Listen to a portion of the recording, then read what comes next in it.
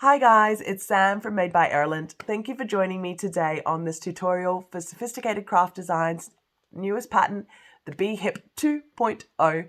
I'm super excited to be here to do this one. This is a pattern I'm really excited about. So for those of you who haven't been following around Sewfisticated Craft Designs' journey, the B-Hip original, so B-Hip 1.0, was one of the first patterns released by Sewfisticated Craft Designs. So this is probably the pattern that launched Sewfisticated Craft, right? Now, before Jassy, the owner of Sewfisticated Craft Designs, became a pattern designer, she was a custom bag maker, like all of us are, I guess, and back in Singapore. And the B-Hip is one of her most popular bags. So she made over 100 of these in her custom bag making days before she started pattern designing. So that's why the B-Hip was one of the first bags that she wanted to launch, because it's just been so popular with her customers. Now, 3 years down the track, Jassy has grown a bit as a designer, but more importantly, the bag world has grown and things have changed. Our phones are getting bigger. So Jassy decided to do a look back and be re-inspired by her original B-Hip pattern, and hence B-Hip 2.0. So 2.0 is different to B-Hip original. The most important ones is the construction method is completely different. So B-Hip 2.0 is done by binding. Thank God, I love binding. So that's one of the biggest major difference is the construction method. Binding allows for, in my opinion, an easier construction. It makes this bag come together so much easier. And the sizes has changed, especially the small. Our phone sizes have changed in the last few years. So the B-Hip 2.0 takes into account that, so that all the pockets are slightly bigger, the small is bigger, everything's just a little bit more user-friendly. And there's been extra inclusions added in, such as your credit card slots and slip pockets. Now, one thing that I love about the B-Hip is how versatile it is. I say this about all the Sewfisticated Craft Design patterns, I know. But this is a bag that comes in 3 sizes. There's 3 different carry methods. There's 3 different design fronts that you can choose from. I'll go into all of those in a little more detail. But they're also all for different uses. This bag, in the 3 years that Sewfisticated Craft Designs have been around, is one of the most popular bags in terms of theme park bags.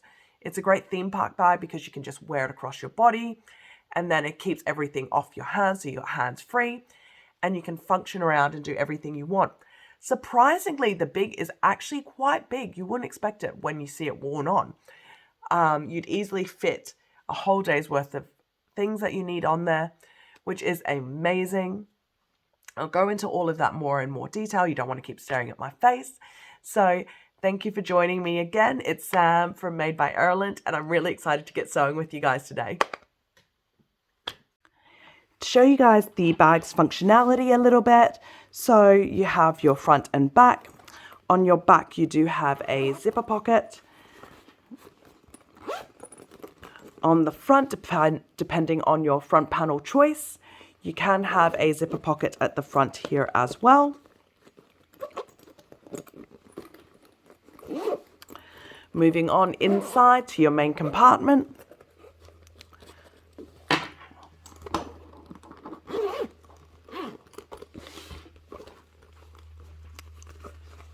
You do have a large zipper pocket in here, a slip pocket, credit card slots, depending on the amount of credit card slots depend on whether you are doing the small, medium, or large. And then on the front, mesh pockets, or as I mentioned, slip pocket as well.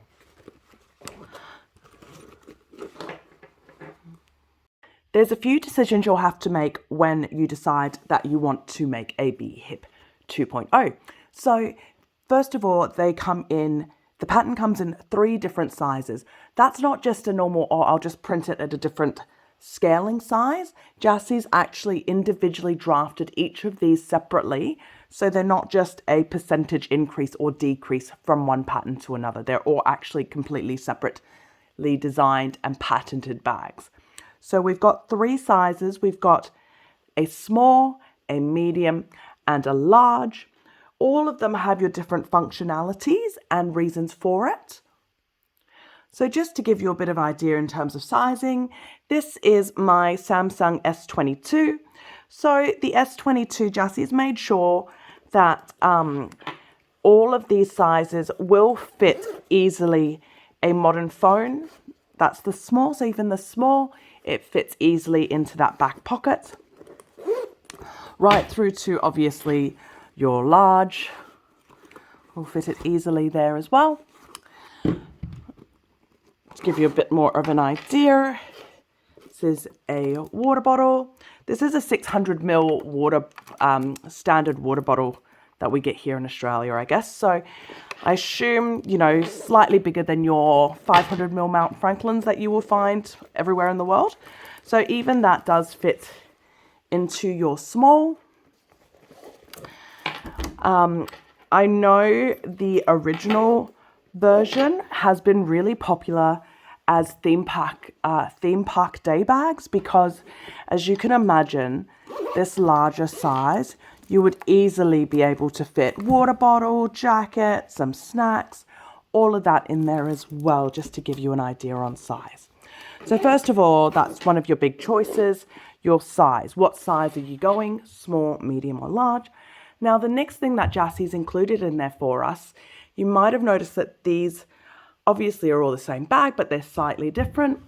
And it's because there's 3 different panel fronts. So first of all, we have the zipper panel, we have a fussy cut panel, and we have a full panel. So I will cover all 3 of these ways, or at least tell you when you're coming in if you're doing a certain panel. But all of these methods will be shown in the instructions. So your zipper panel, obviously, the difference is that you have an extra zipper pocket here out the front. So this is fantastic for, you know, a little bit of coins, a little bit of notes, things like that, that you want easy access to right up the front. Now, the fussy cut is, you don't have your front zipper, but you have your side panels there. So for this, it's really, really great for panels. So that's what I've done on this. I've literally just got a panel on there. And then you have your full panel. So that's where, see, there's no merging points. It's just the one panel all the way across. Okay, so that's dependent on your fabric and your design choices. The last thing that you have to decide, I told you this is a bag of 3s, is what mode of connector you want. So how are you going to wear this bag? So you have the option of D-rings or connector tabs. So you can then attach your adjustable strap to it. Grommets, which here's your grommet holes, and then you attach your adjustable strap to it. Or you can have your sew-in straps, just like this here. So you've got your sew-in strap with a buckle and adjustable strap. Jassy has also given us for the sew-in strap, if you didn't have buckles, an option to use D-rings as well as sliders as well. So that's an option there if you don't have the buckles.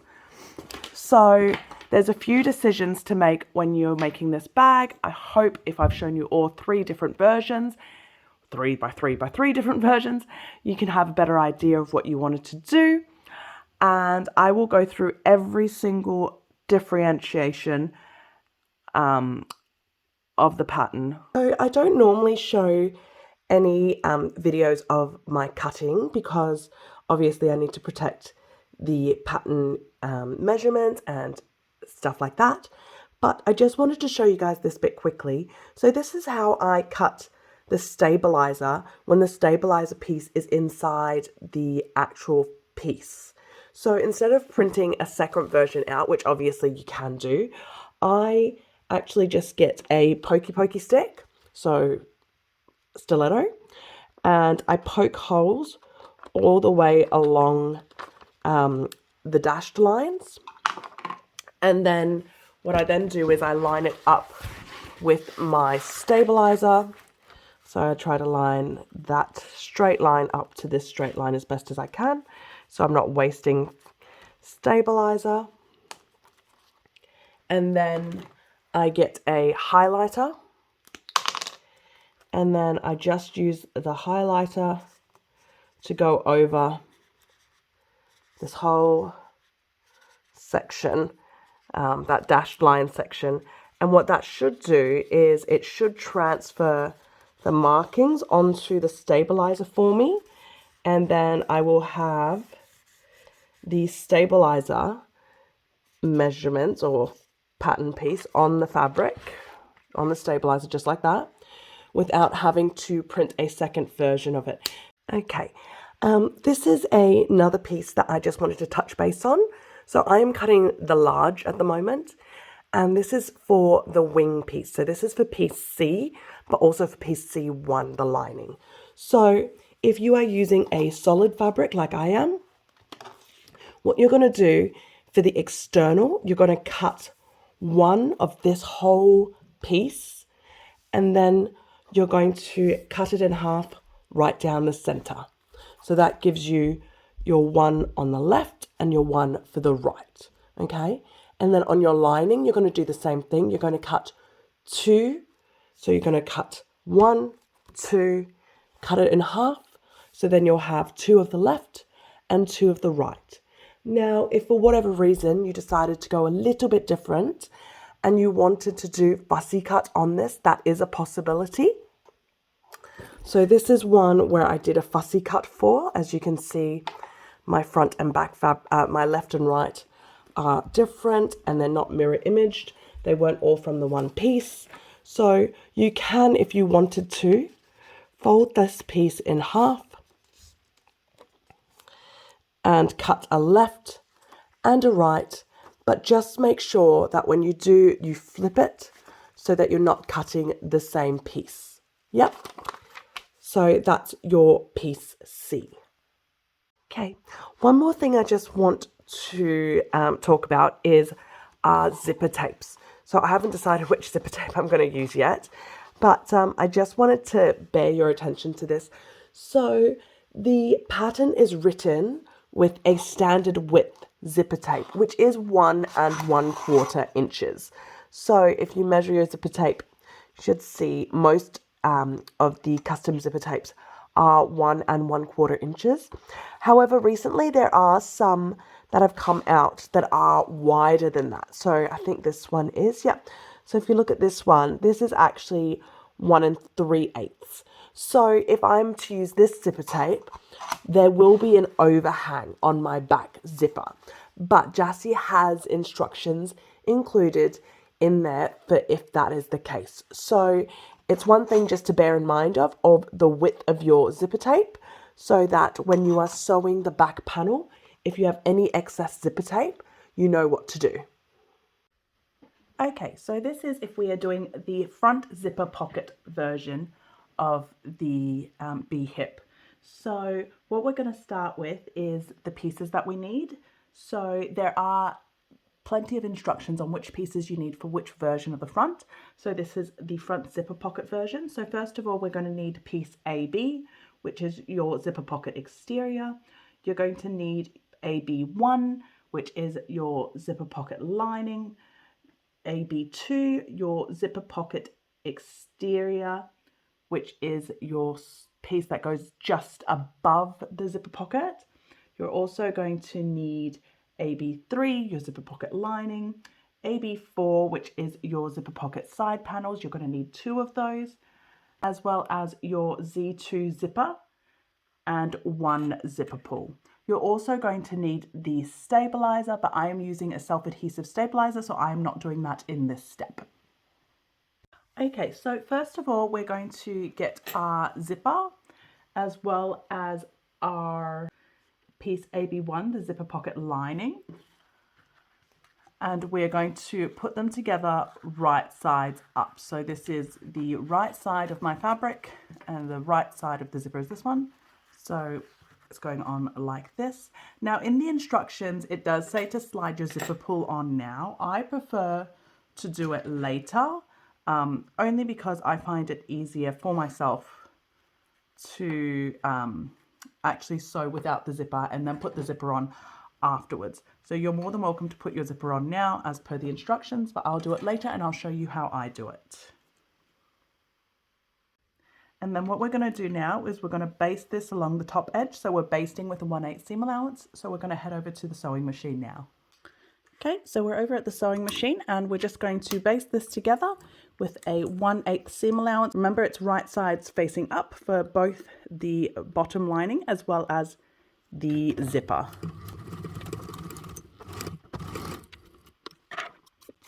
There we go. So that's basted together. And next what we're going to do is we're going to get our exterior piece. So our AB zipper pocket exterior. We're going to place it right sides together. If your zipper is longer than your fabric like mine, make sure you're lining it up with the lining. And we're going to sew that together with a 1/4 inch seam allowance.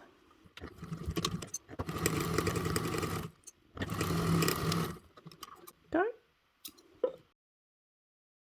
Then what we're going to do is we're going to turn it right side out. So I'm just going to press the seam a bit. I like to do this before I turn. Okay, and now what I'm going to do is we're going to top stitch that bit there, but then we're going to continue around and top stitch the whole perimeter. So if you're not super confident in top stitching, a good thing to do now is just to clip those bottom sections to help pull your fabric, your lining into place if you didn't press it down nice enough before. So that's just a little tip there. And we are top stitching 1/8 seam allowance along the top and all the way around, basting it.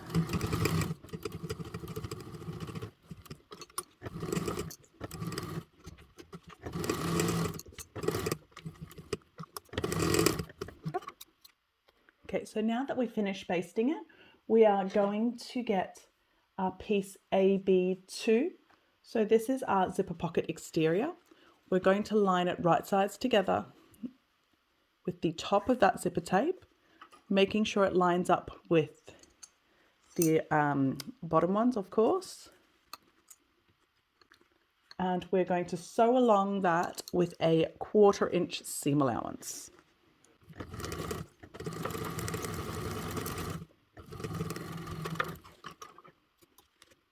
So after you've sewn that, what we're going to do now is we're going to trim off our seam allowance corners, but we're not going to cut the zipper tape. So just bend that zipper tape out of place, flip it to the back side, whatever's easiest. I like to just do it from this side and make sure I don't catch that zipper tape.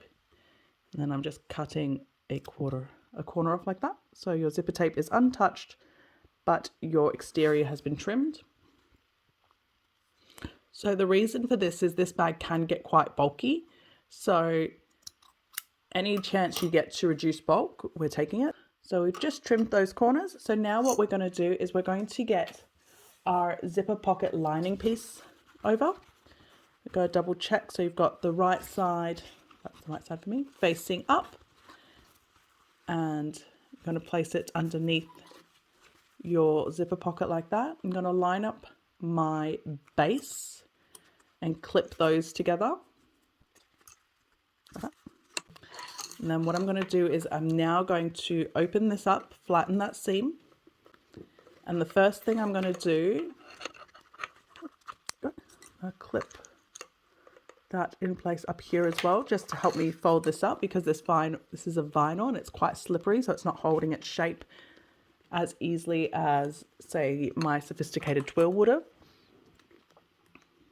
I'm just going to clip that there to give myself a little bit of a helping hand.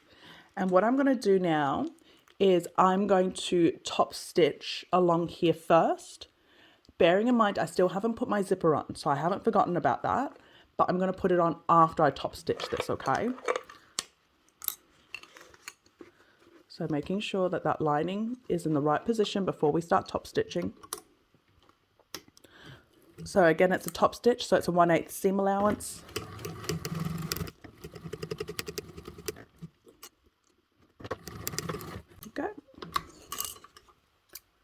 Okay, now that I've done that, I'm now finally going to put my zipper pull on. So by waiting till now to put my zipper pull on, I'm just giving myself the best chance to get the straightest lines on my top stitching and on my zipper. Now, it's important with this bag what direction you put your zipper on. So you really want to think about right from the start whether you want your zipper to open, which direction you want your zippers to open. So I'm going to have mine opening this way.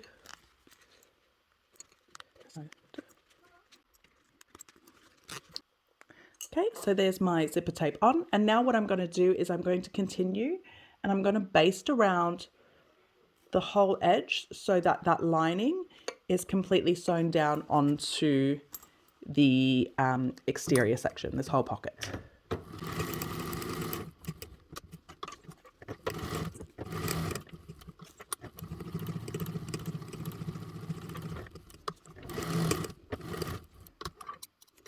Okay, so that's all basted together. So now what I'm going to do is I'm just going to trim off the excess zipper that's over on the side.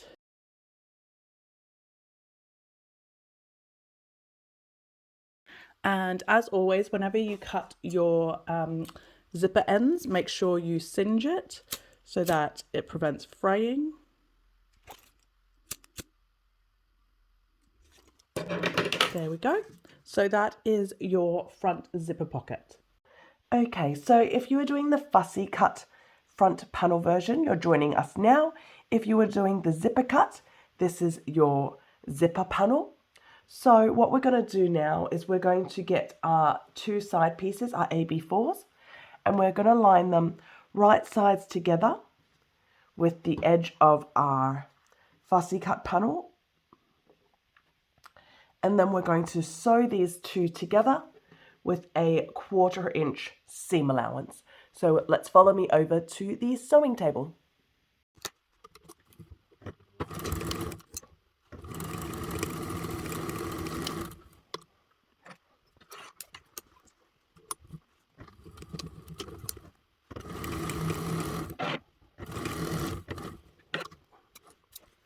Go. And now that we've sewn the side panels on, what we're going to do is we're going to trim the corner seam allowances just to help reduce bulk. Go. And now that we've done that, we're going to turn it right side out, flatten it, and we're going to top stitch it on the side panel. So we're going to top stitch with a 1/8 seam allowance and make sure you lengthen your stitch length as well when you do that.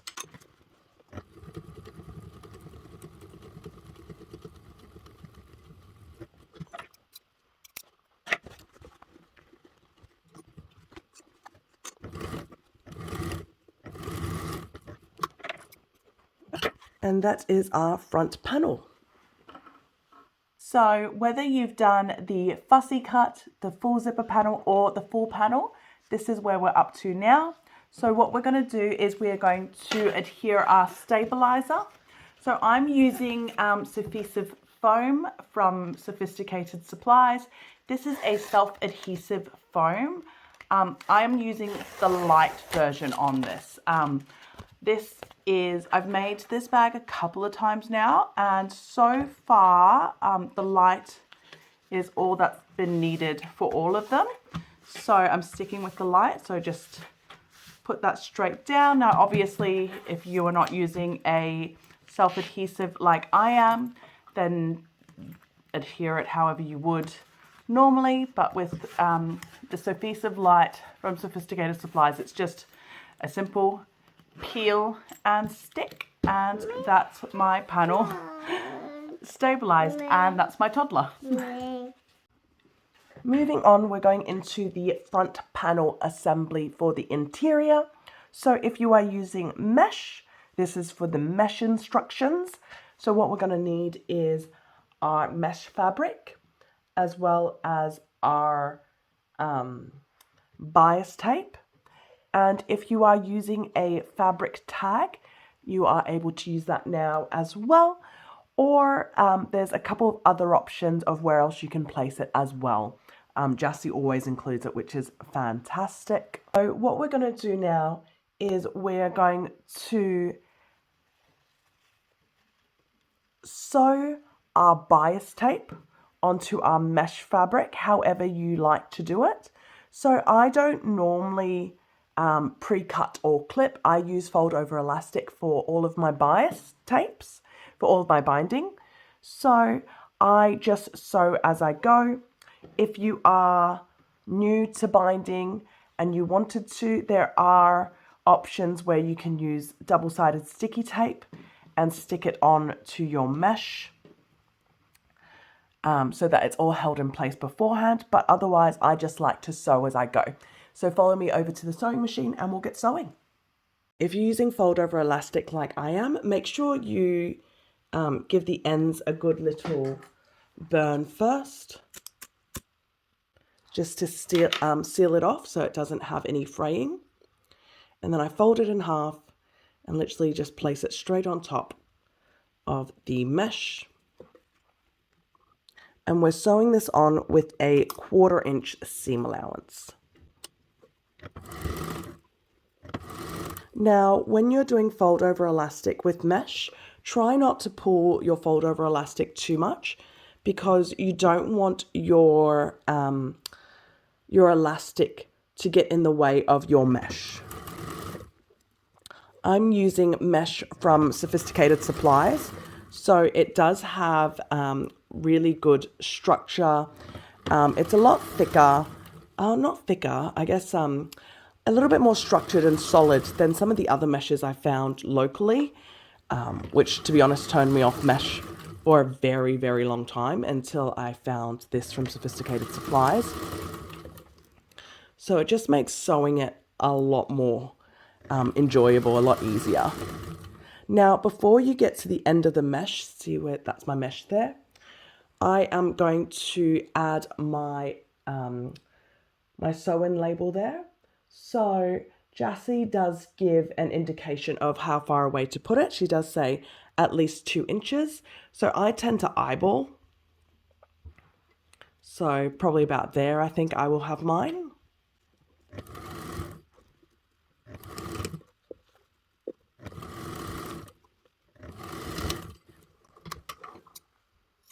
Okay, so this is if you decide to do a slip pocket instead of a mesh pocket for the front panel.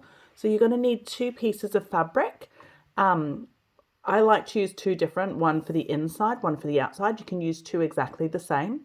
And you're going to cut them the exact same size as the mesh fabric pattern piece, which is A3. So you're going to cut them to the same size as that, but 2 pieces.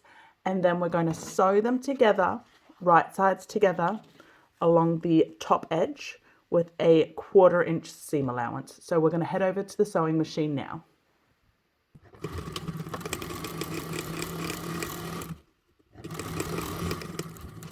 There we go. So once that's done, I like to cut off your corners in the seam allowance, not cutting your thread. So that just helps you reduce bulk in the final construction. Okay, and then what we're going to do now is we're going to turn it right side out. So I'm going to flatten the seams, turn it right side out, and then we're going to top stitch it with a 1/8 seam allowance.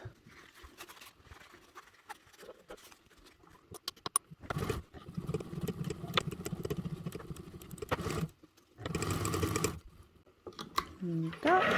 So that is now your slip pocket, top stitched and all ready to go. And now we're going to go back to the instructions and we're going to follow on with the mesh pocket instructions. So if you're following the instructions, you'll be stepping into step 10 now.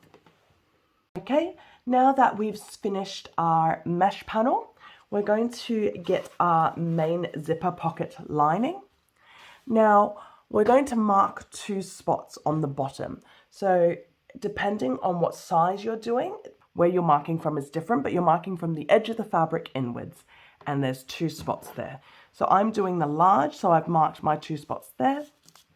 And then what we're going to do now is we're going to place our mesh fabric onto our lining. And we're going to match it up so that the base aligns. And we're going to clip it in place. And what I'm going to do is I am going to base stitch all of that together. And then after that, I am going to stitch along these two lines, these two spots, upwards to create pockets. So we're going to have 3 pockets, one right here, and then another stitch there. So clip this in place, and then we'll head over to the sewing machine and we'll base stitch first around the entire base, and then we're going to do our 2 lines. Okay, so we are base stitching, so that's with a 1/8 seam allowance.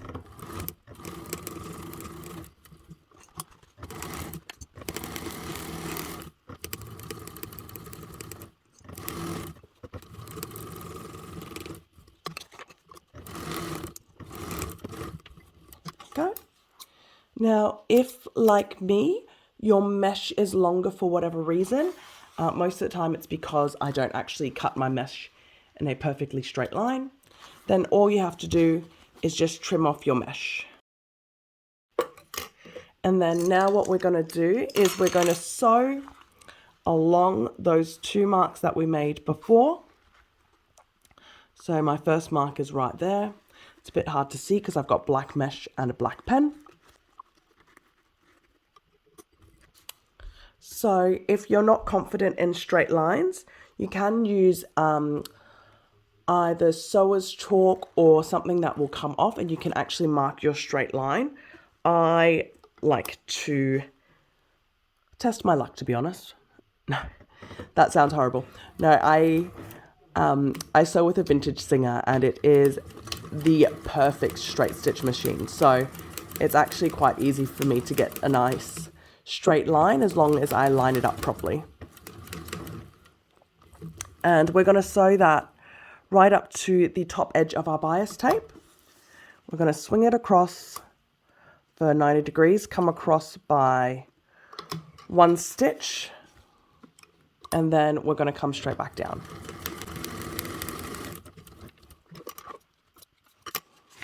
There we go. So we now have a line that goes up, across and down, and a pocket. And we're going to do that on the second marking that we made as well.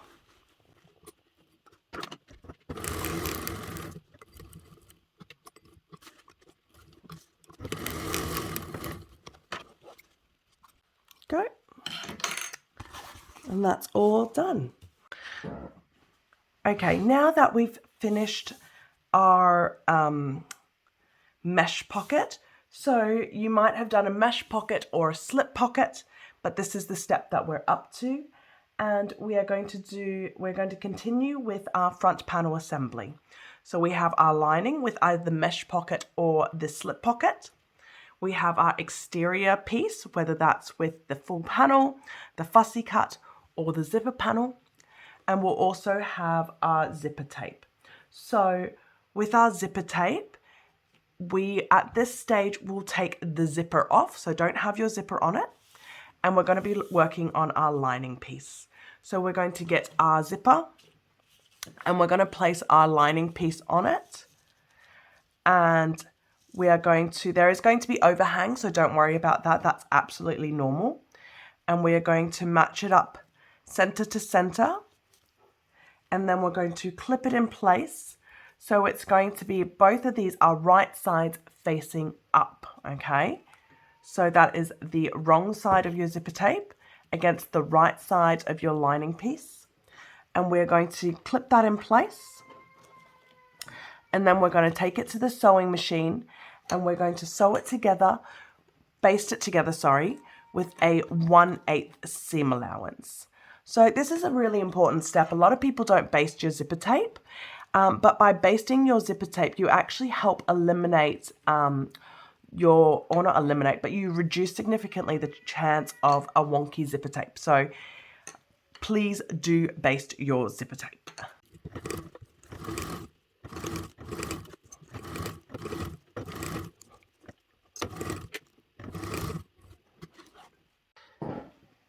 Okay, so now that the zipper tape is basted onto the lining, what we're going to do is we're going to get your front panel. We're going to put it down right sides together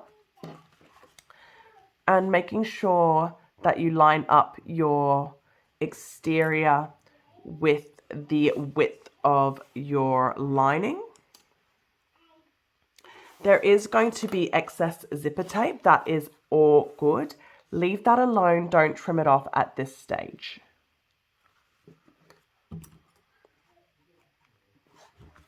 Okay. And then what we're going to do is we're going to sew that together with a 1/4 inch seam allowance.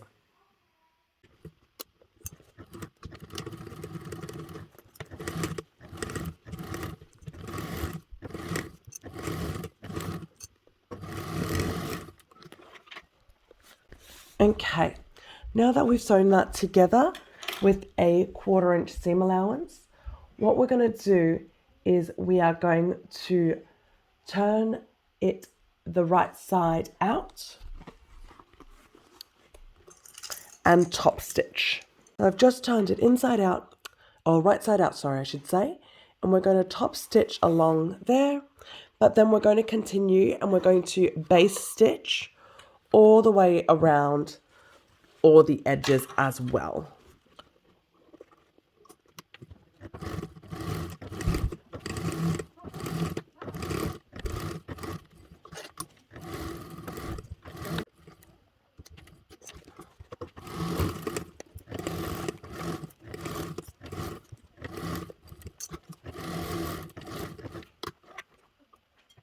Okay, and now we're moving on to the flap assembly.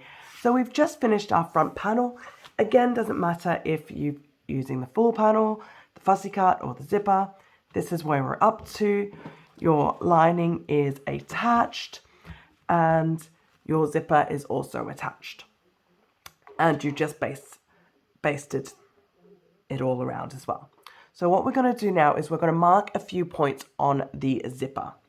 So we're going to get something that's straight. I've just got this template piece that I've just got hanging about, so I'm going to use that. And we're going to mark the zipper at exactly where the end of that fabric is, right? So just marking there on that. Same on the other side. And then I'm also going to mark the center point. And I'm going to mark the center point by lining up those two marks and then finding the center. Okay. So now that I've marked all of these spots, what I'm going to do is I'm going to take the zipper tape apart. Just like that. Sorry, one more center point that I was supposed to mark that I didn't mark. It's actually the center point on the curve. That is the actual center point that I need right now.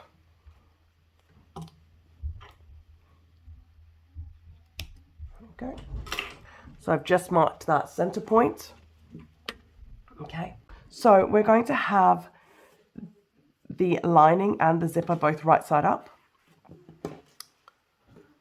And if you want to clip it, you can now mark your center point to the center point there and your edges to the start finish there. Or Jassy has it marked as confident beginner, a confident sewist, but to be honest, if you just do it slowly and take your time, this isn't tricky at all. It looks trickier than it is. I'm going to show you how I do it. I'm not going to speed this bit up on the sewing machine so that you can actually see how easy it is. So follow me over to the sewing machine. Okay, so we're matching up our edge to the first mark that we've made on the zipper tape. And all we're doing is we're just slowly wrapping the zipper along the curve of the fabric there. Don't worry about taking it slow. And what you'll see is as you come down,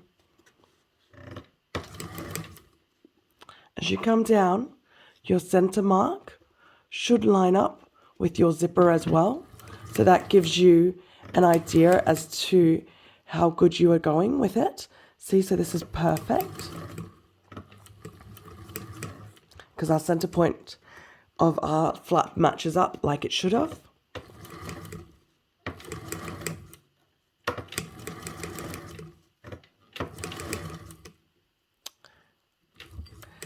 Sometimes it helps to hand crank a little bit if you're not confident.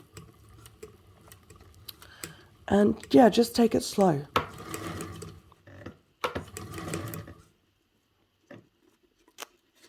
And then as you come to the edge, you should see that this bit here should match up again.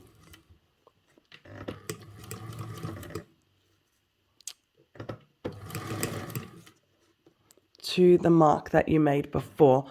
Now, because it's a curvy spot, it could be nice to use a pokey stick just to hold it in place.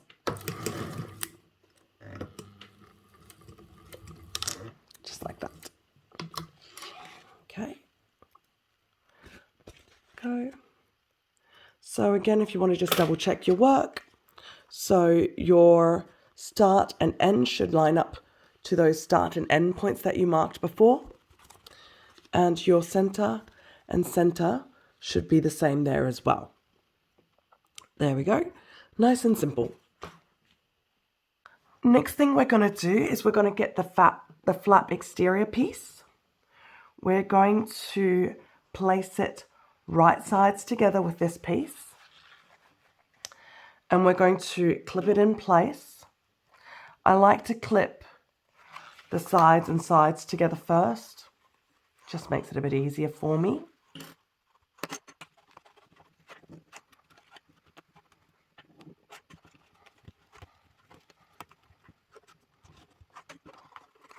Go. And then we're going to sew it together along the edge there with a 1/4 inch seam allowance.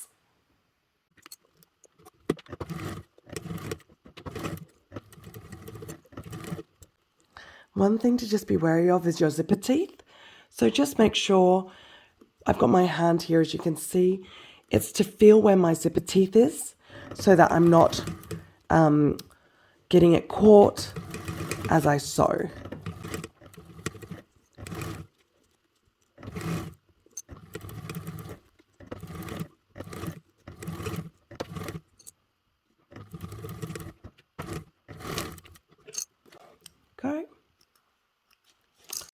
Okay, so I've just sewn the exterior and the lining flap pieces. So I am using Sewfisticated foam from Sewfisticated Supplies, as I've said before.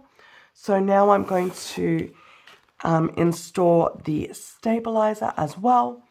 I forgot to mention, so I will put a note up as well.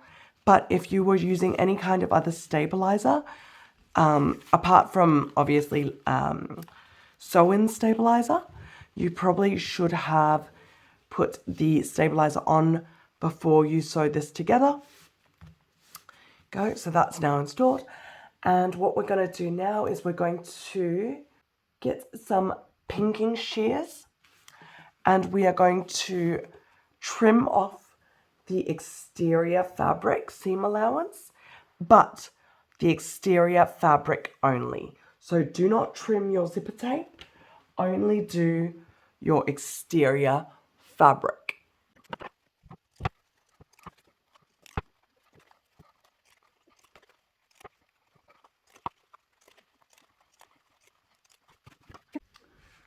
Now that I've trimmed off my exterior fabric with the exterior fabric seam allowance with my pinking shears, I'm going to turn this in right side out.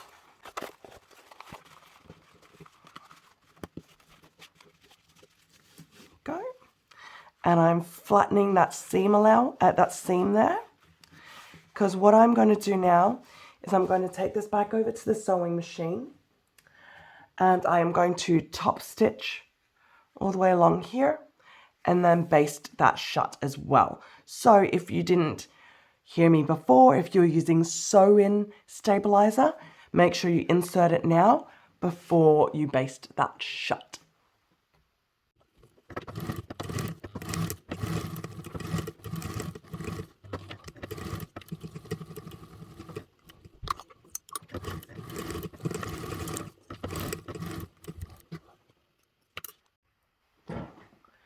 Okay, so now we're down to our base.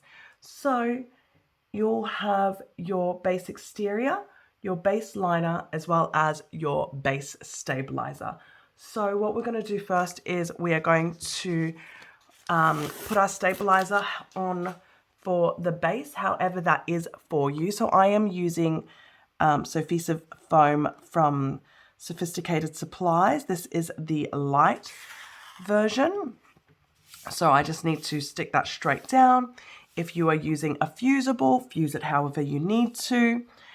And what we're going to do now is we are going to get our lining and we're going to clip that all together, wrong sides together, with our stabilizer sandwiched in between. And then what we're going to do is we're going to take it over to the sewing machine and we're going to baste around that whole, we're going to baste around the whole section with a 1/8 seam allowance. There we go. So follow me over to the sewing machine.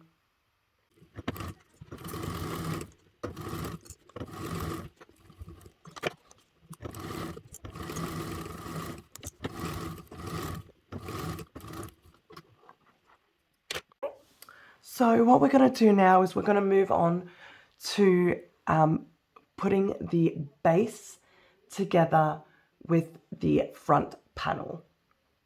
So what we're going to do first of all is we're going to get our base and our front panel. We're going to mark the center points and we're going to clip the center points together along the base there, right sides together, and we're going to slowly do one side first and clip it along. So we're going to maneuver this along the edge there.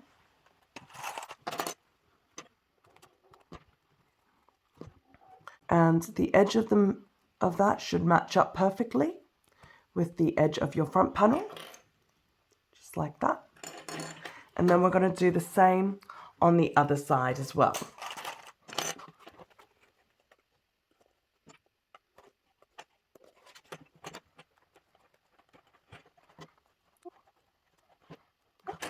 And now that we've all got that all clipped together, we're going to baste this together. So we're going to sew that together, basting stitch. So that's a 1/8 seam allowance. Okay. So when we're starting on corners like this, I find it helpful to use my pokey stick to hold it all in place before I can get in there. Okay, let me just put my needle down and get this in. And we are base stitching this with a 1/8 seam allowance. So if you can see at the moment, I've got the flap on top.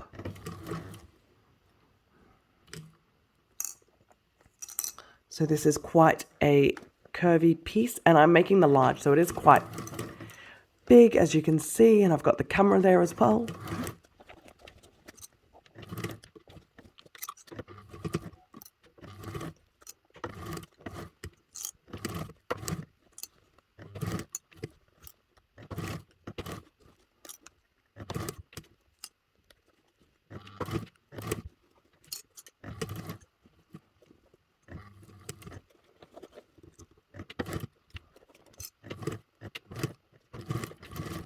Okay.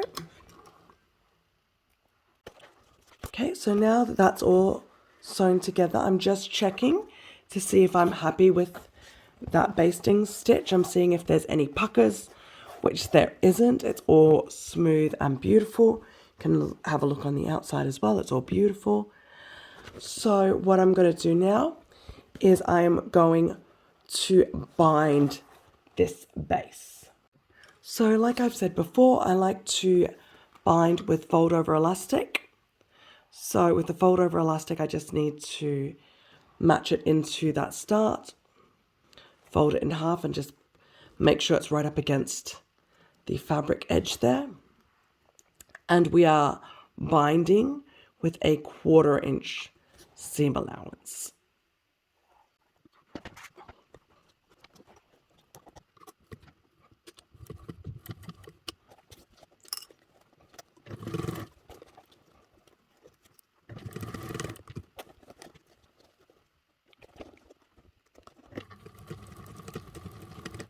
One thing that I found that really helps when I'm binding curvy corners like this, because fold over elastic, I like to pull on it a little bit to help with the curve, is I pull forward to the next section and put one clip in. And then as I'm coming through here, I'm able to put pressure and make sure that's right up against my fabric and actually sew the section that I'm working on. So again, I'm pulling it a little bit just to give it some stretch. And then I'm clipping a little bit further up. And then so now as I work along here, I'm able to use my pokey stick if I need to get the fabric into the right, the binding tape into the right place.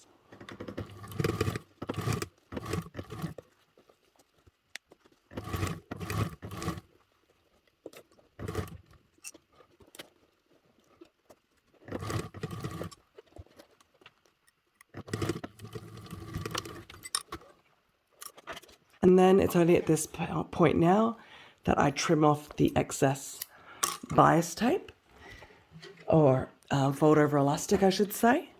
And then make sure you burn those edges as well, just to stop it from frailing.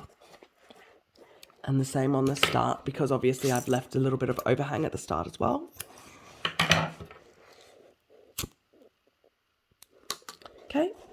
And then I just like to double check quickly that I caught it all on the other side, which I have. So I'm really happy with that, and I'm going to move on to the next step. Okay. And one more thing we're going to do is our ending at the bias here. We're just going to quickly sew that ending of the bias onto, we're going to base that onto the base.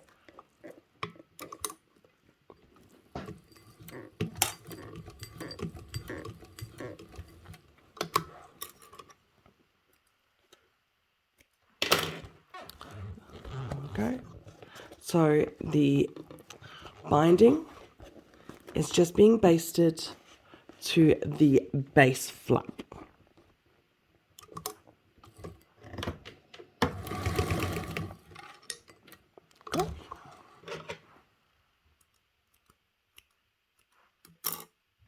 So now that we've got the base on and it's all binded down the base, we're going to turn it right side out, just like that. And then we are going to get our top flap, and we are going to attach it with our zipper. So one thing to pay attention here is what direction you want your bag to open. So first of all, let me just get this zipper on.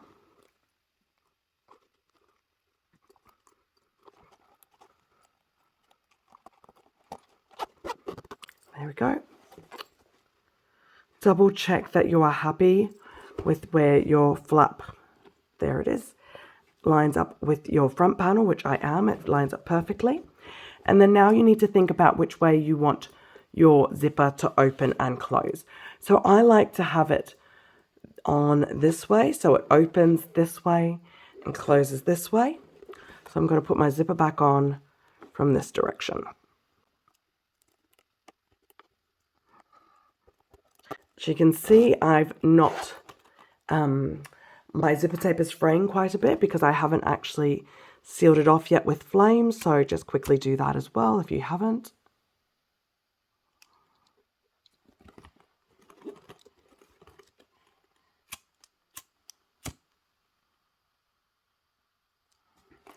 Okay, and that is the front panel of your bag. There. Okay, so now we're going to move on to the wings. So first of all, if you haven't already done it, we're going to get our stabiliser pieces and we're going to attach them to our external wing pieces.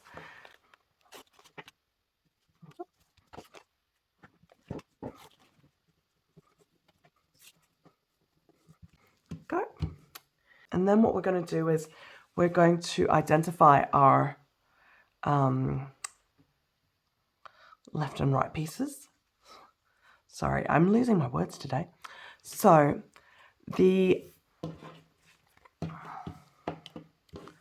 this is your left piece, this is your right piece, but obviously your right and left piece for your lining will be opposites, right? Because they go on like that. So I like to put our lining piece and our exterior pieces together now. Just makes it a little bit easier moving forward.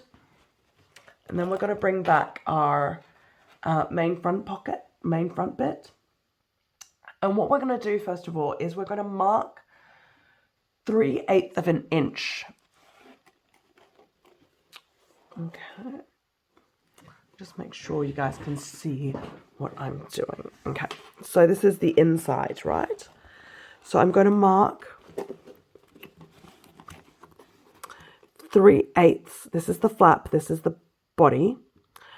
3/8 away from there. Along my flap, 3/8 of an inch or a centimeter.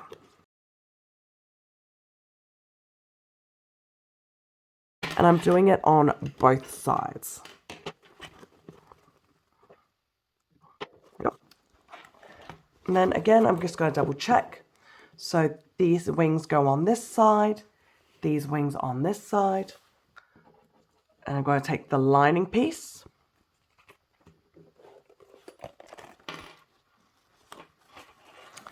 And I am matching my lining piece, right sides together, and I am matching, the top is starting up here, where that mark is, and it might stick out a tiny little bit, that's fine. I'm going to clip that in place. Then I'm going to take that over to the sewing machine and I am going to baste it and I'm going to stop my stitch at the bias tape, okay, or on my case fold over elastic, but where the binding is. Yep. Okay, and I'm going to do the same on this side. So I'm going to clip the other side as well right now.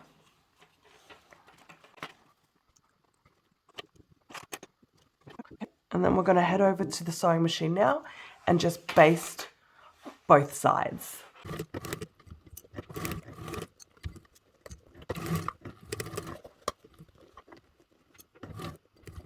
Okay, I just got to my bias tape, so I'm stopping there.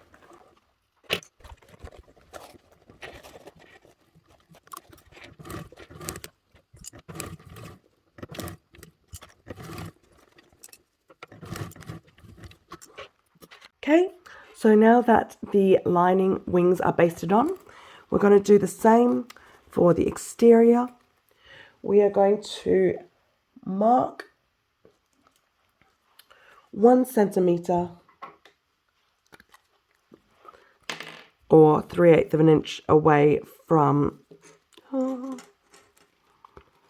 the edge of your flap.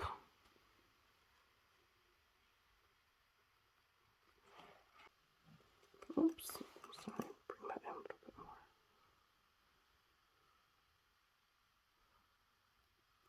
Okay. And then we are going to get our external wing pieces and we're going to line them up as well as we did the lining and clip them into place, and we're doing that with both sides as well. right sides together, obviously with the external piece.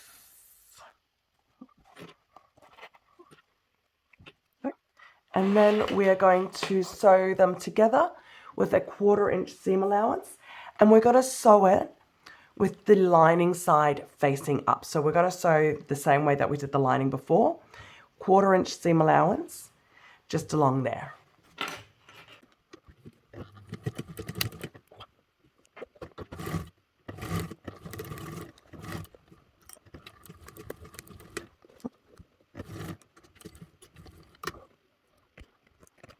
And then on the other side.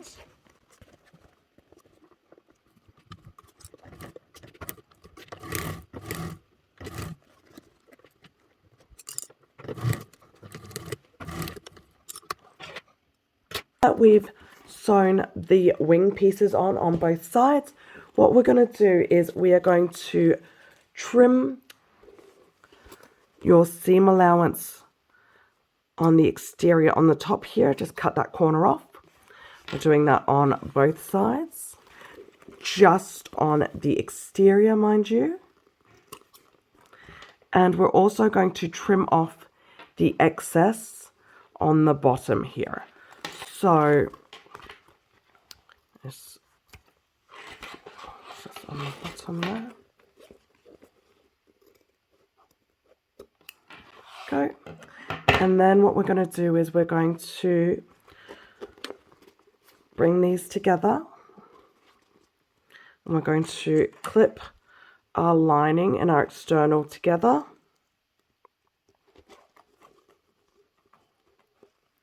And we're going to do that on both sides, but I'm just showing you on this side first. And then we're going to take it over to the sewing machine. We're going to top stitch along here. And then we're also going to baste around the edge all the way around as well.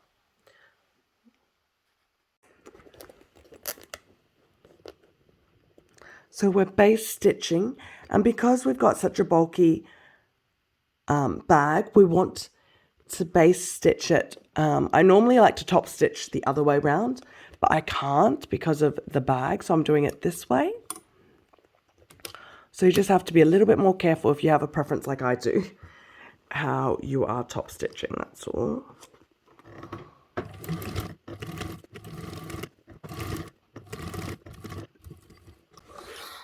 I find it easier to trim off after I top stitch that section, and then I come back and I baste starting from here.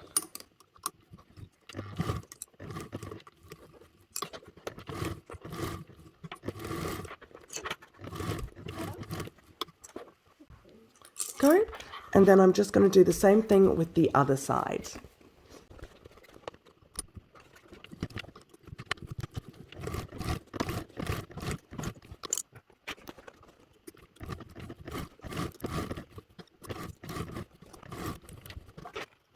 So that's your front panel pretty much done now. So you may have a situation like mine where you can see the bottom bits here are sticking out a little bit more than it's supposed to. So that's just to do with when you trimmed, you didn't quite trim enough at the bottom, which I do all the time. So now just quickly grab a pair of scissors and you can trim that now. So I like to trim it with this edge here. There we go. So it just makes it a nice smooth. There we go. There we go.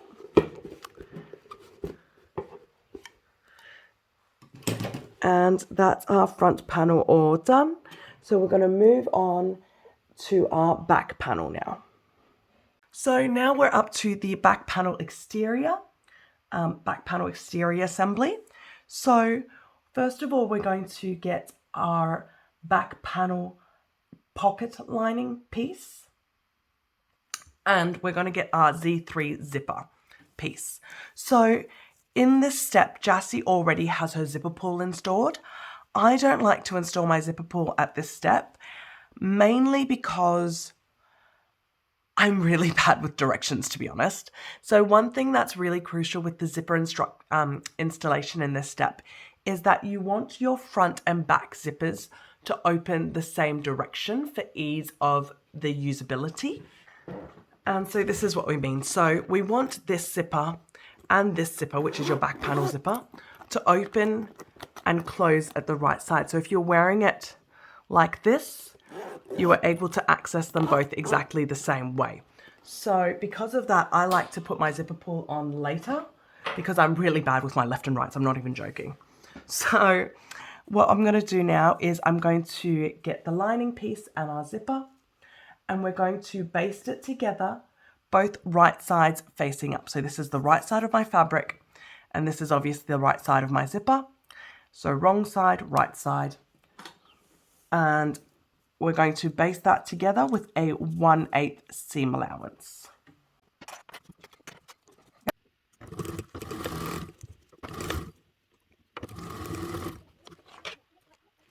Okay, so we've just base stitched our zipper onto the pocket lining.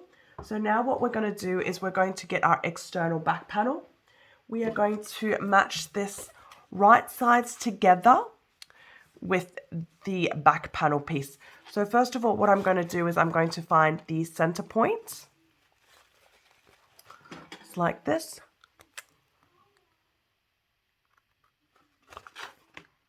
Just mark this center point there. And then I'm also going to mark the center point of this zipper box here as well.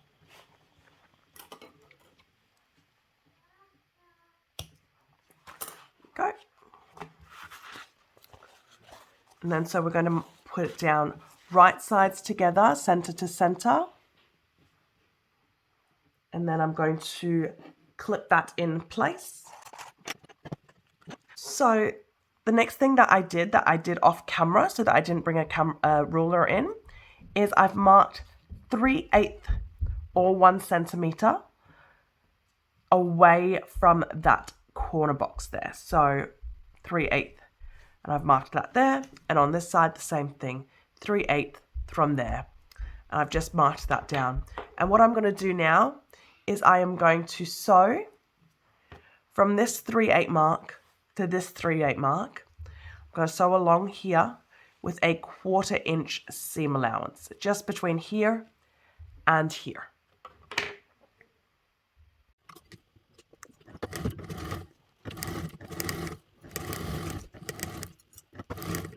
Now, if you're not confident with sewing to that dot, because it's obviously going to be in front of you, use a pokey stick of some sort. I've got a seam ripper on me, and just mark out that spot with it and hold it in place.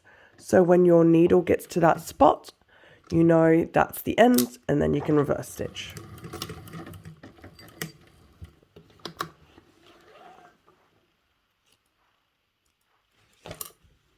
Okay, so we've just sewn the zipper pocket, the exterior and the zipper all down. So what we're going to do now is we're going to cut just a little section here to the zipper tape, but we're only going to cut it on the exterior fabric. So I'm going to turn this upside. It might be easier if I actually show you guys because you can see my sew line. So we're going to cut from the corner to the end of our sew line. Ooh, pretend that's a straight line. And we're doing that on both sides. So literally just cutting there to there, not cutting the stitches. Yeah. And we're not cutting the zipper. Okay, we're just cutting the external fabric. Okay, that's super important. So don't touch the zipper, just the external fabric.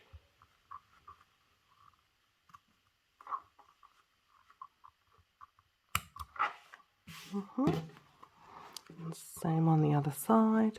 Don't touch the zipper. Go. Okay, and now that that's cut, we are going to turn the fabric inside out. So I like to just give that a nice little press first. Okay. and the zipper pocket, so pressed like that. This then comes up this way. Now, if like me, you haven't installed your zipper, now is your last chance to do it, okay? So the reason why I wait till this last second is, like I said before, you want to make sure that your zipper closes and opens the same way as your front does. So this is my front, right? And it opens and closes this way.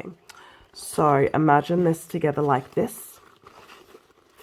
So we want this one that opens and closes this way. So it's closed this way. There we go. Like this, all right? So I want it to open that way and close this way, okay?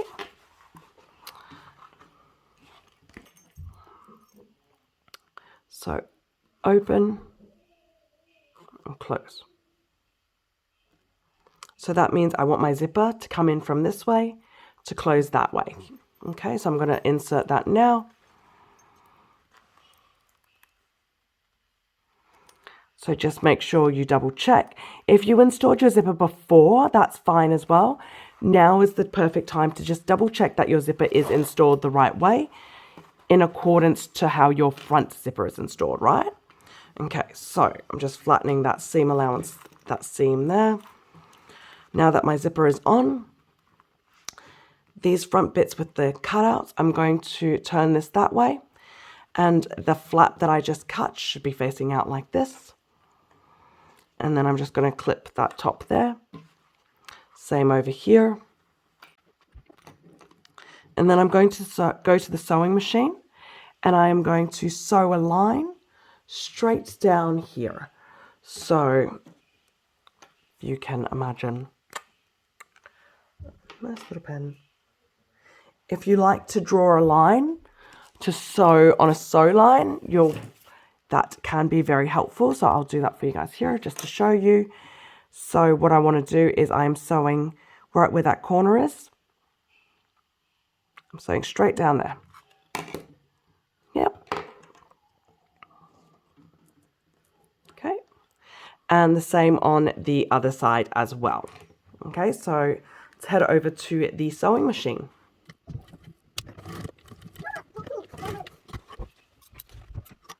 And on the other side, we're starting from the bottom. So it's going in there. Okay.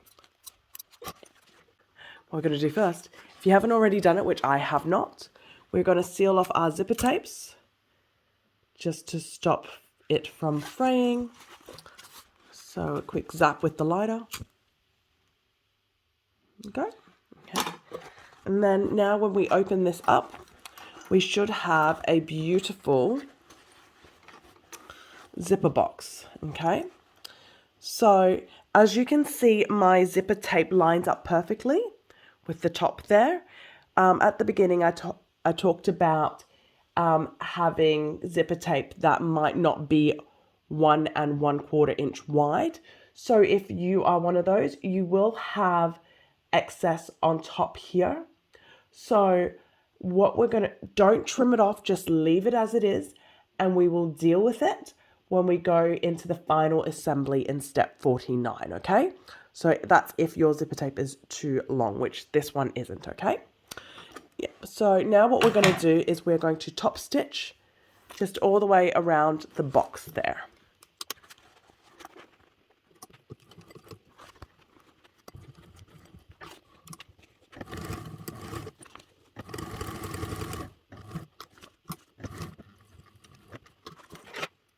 There we go, and that is the zipper box there, or top stitched. Okay, so now that we've we've finished top stitching the zipper box, what we're going to do is we are going to get the remaining pocket lining. We are going to turn that upside down. We're going to put this down right sides together with this, but lining up with the top there. So if your zipper is wider than necessary, still line it up with the fabric piece, not your zipper base, okay? And then we're just going to clip that in place quickly. And then what we're going to do is we are actually going to trim this bottom piece to be the same size as this top piece, because right now this piece is longer than this piece. Now that that's trimmed to size, I am going to sew that zipper together with a 1/8 seam allowance, but I'm just going to sew it along the zipper tape. I should mention as well, in the instructions, you actually just do the zipper tape first and then trim it. So either way works. So we're just going to sew that together now.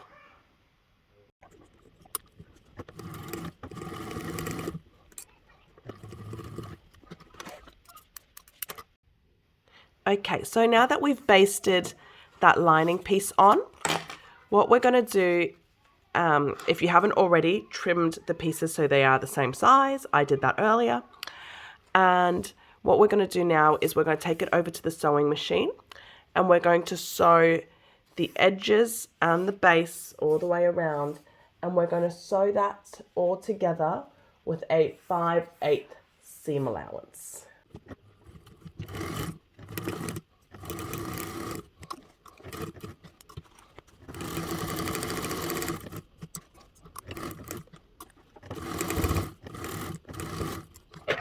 Okay, so we've sewn these all together now. So what we're going to do is we are going to trim the seam allowance.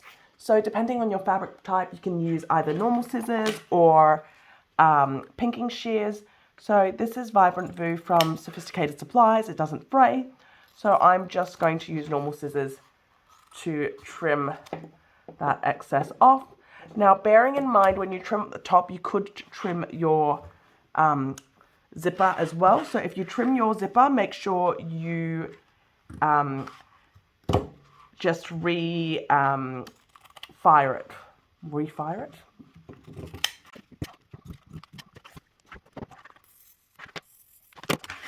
Okay, now that that's all trimmed down and we've set our zippers as well to stop it from fraying, we're going to get our stabilizer and attach our back panel stabilizer as well. I've said a few times, I'm using self-adhesive foam from Sewfisticated Supply.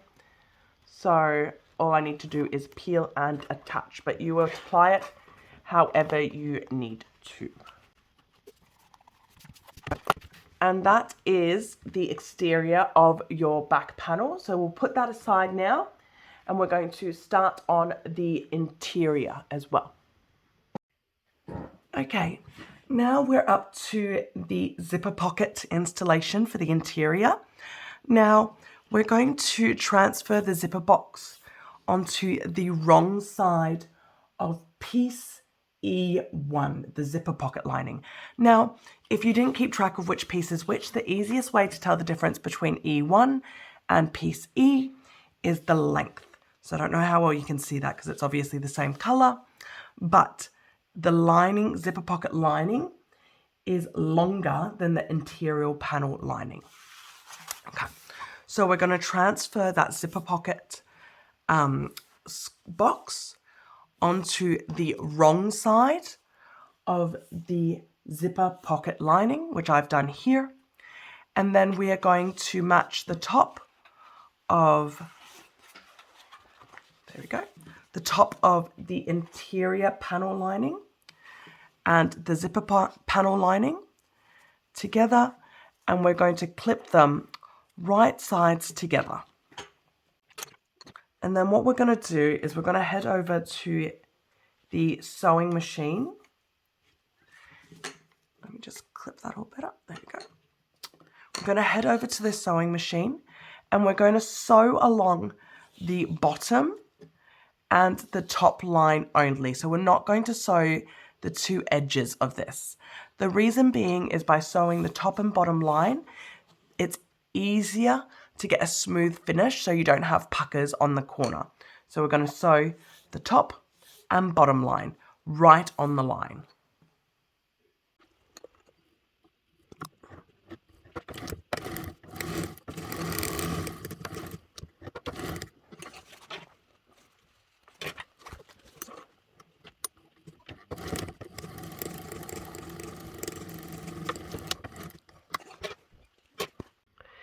Okay, so now that we've sewn our top and bottom line, what we're going to do is cut it open so our two pieces are sewed together with those two lines that we've just sewn. Now I've drawn these on. You don't have to. The reason I've drawn it on is so that I don't have to bring a ruler onto the camera.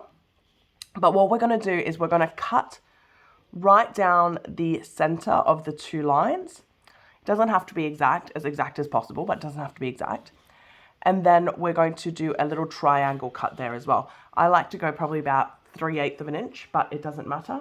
Now, the easiest way to cut it, if you have a rotary cutter, is to just use a rotary cutter and just literally cut it straight along. Now, if you do not have a rotary cutter, you can get a seam ripper, poke it through, and cut a little bit of a hole until you have enough room to maneuver scissors through it, and then cut the rest of the way.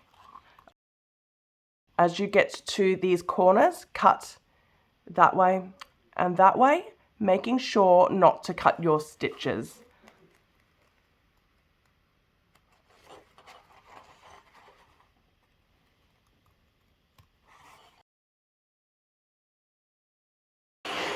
And now that that's all cut and done, what we're going to do is we are going to turn it right side out. So what I like to do, this is Vibrant Vu that I'm using, and it's really good at holding shape. So what I like to do is I actually like to seam press first. And then this is my lining piece. We know because it's shorter, and the one on the bottom is the pocket piece because it's longer. So we are going to bring that through.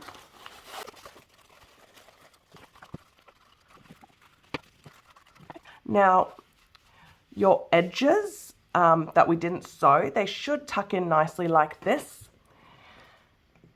Now, sometimes they don't, for whatever reason. So all you have to do is just tuck it back in. Both of them, just tuck back in and fold it down. The easiest way is to just go to the back and make sure it's folded down. Now, if you'd like to give that a press, you can take that over to the sewing machine, to the iron, and give it a little press. I'm not going to because, like I said, this is Vibrant Vu and it holds its shape really well, so I don't think I need to. Now, the next step we're going to do is we're going to get the zipper tape. And make sure you have your zipper installed on it already. So what I like to do is I don't use double-sided tape, but if you're not sure, double-sided tape top and bottom, line it up and stick it down. But what I do is I use my hands to feel where the center is. I line up my zipper teeth with the center of my box. I get one of these bigger clips and I clip it in place so that it holds the zipper as well as my fabric. I do that on both sides. Okay. And then I take it over to the sewing machine and I'm going to top stitch all the way around with a 1/8 seam allowance. Obviously make sure your zipper pull isn't in your sewing as you go. Yep, so we'll follow me over to the sewing machine now. Okay. So I'm bringing that over now. Now, if like me, you've just clipped it in instead of double-sided tape it, just make sure before your needle goes in again that you are happy with the placement of everything.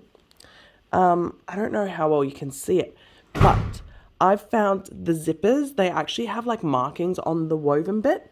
So I can actually line up based off the woven bit as well, which helps me center it a little bit as well.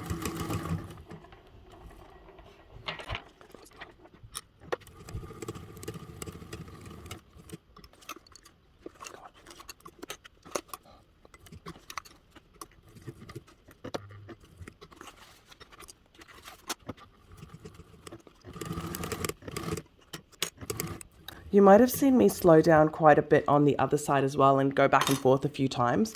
On the corners, I really do like to take my time just to get it right, especially with zipper boxes. I do tend to hand crank, which I am doing right now. I just think for me, it gives me a better straight line. I also never reverse stitch on boxes, so I am going to cut the threads now that I've gotten back to the start, pull it over to the, go over to the back, and I pull my threads through and tie off instead.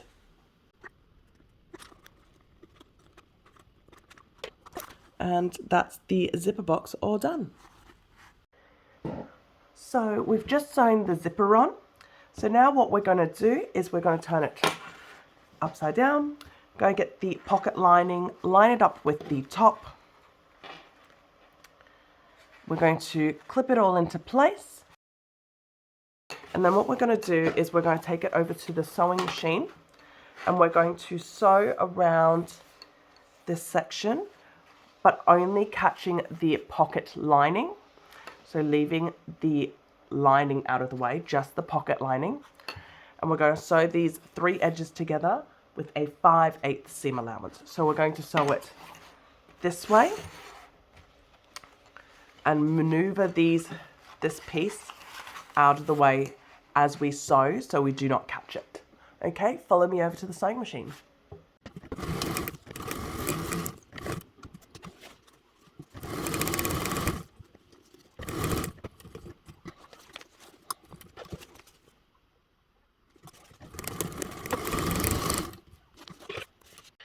Okay, now that we've sewn our zipper pocket shut, what we're going to do is we're going to trim that down to about 3/8 of a seam allowance, so about halfway, depending on your fabric type.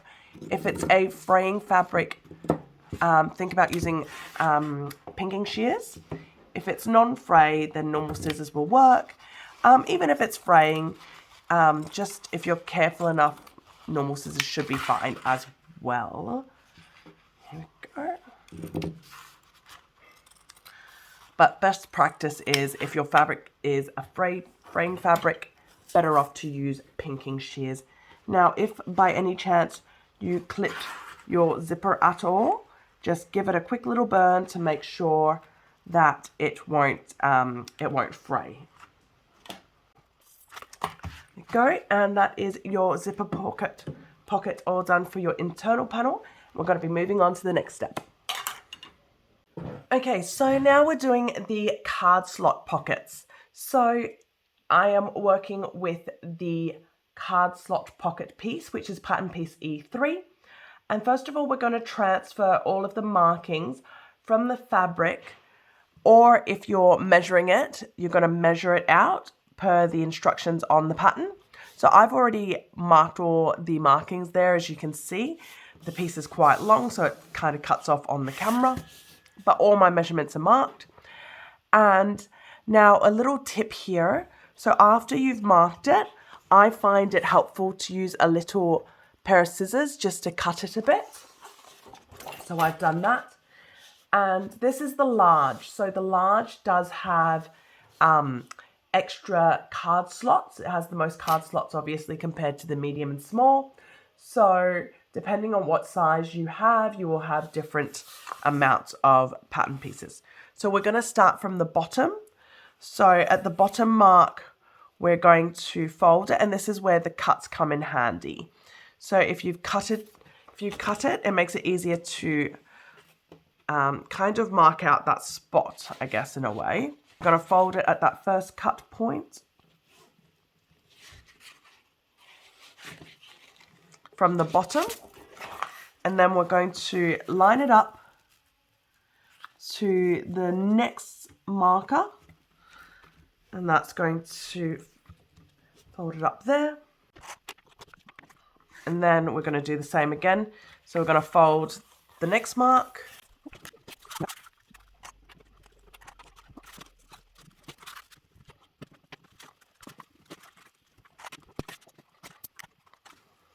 There we go.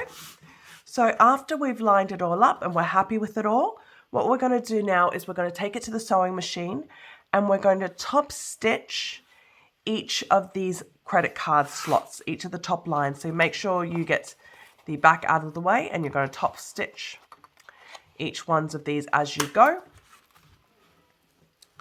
So follow me over to the sewing machine. So we are top stitching each of these. So the easiest way I find is we move our clips down as I go. So right now I'm just bending back that bit, making sure it's out of the way completely of my stitch line. And I'm doing the first one first.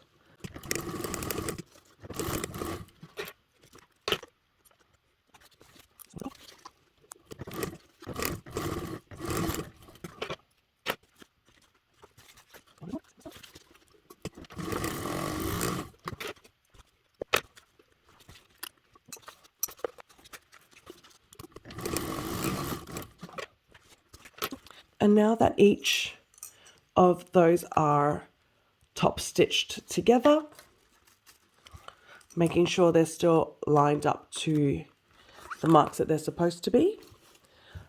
First of all, I'm going to, on both sides, I'm going to base stitch these together just to stop the movement. And then afterwards, I'm going to stitch up the middle. But first, I'm going to base stitch just along here. So this is just to keep all of these in place so it doesn't move about.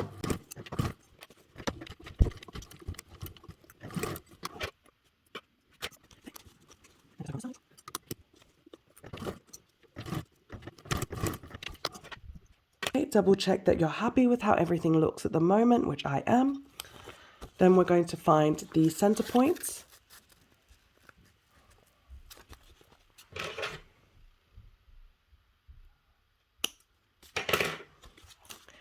And then we're going to top stitch up the center, go across, and then all the way back down. So I don't draw lines because I don't have a lot of fabric safe pens, but if you do, that's a good way to ensure straight lines.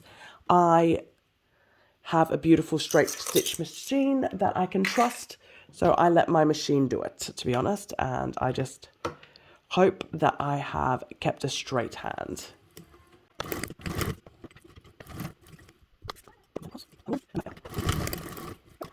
Make sure that you're happy with it, which I am, and that is your card slots done.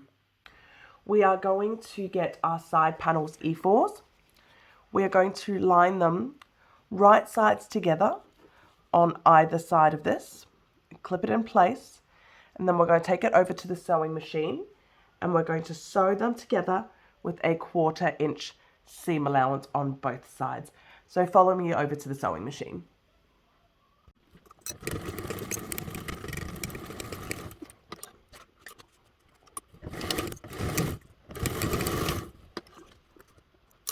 Okay, now that that's done, what we're going to do is we're going to trim off all the corners for the seam allowance again.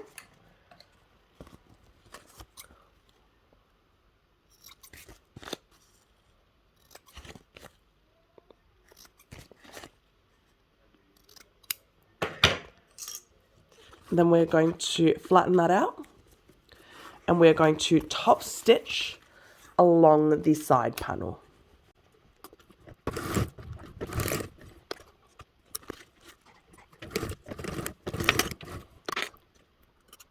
Okay, so if you've decided not to do any card slots and you're just going to do just the slip pocket, then this is the instructions.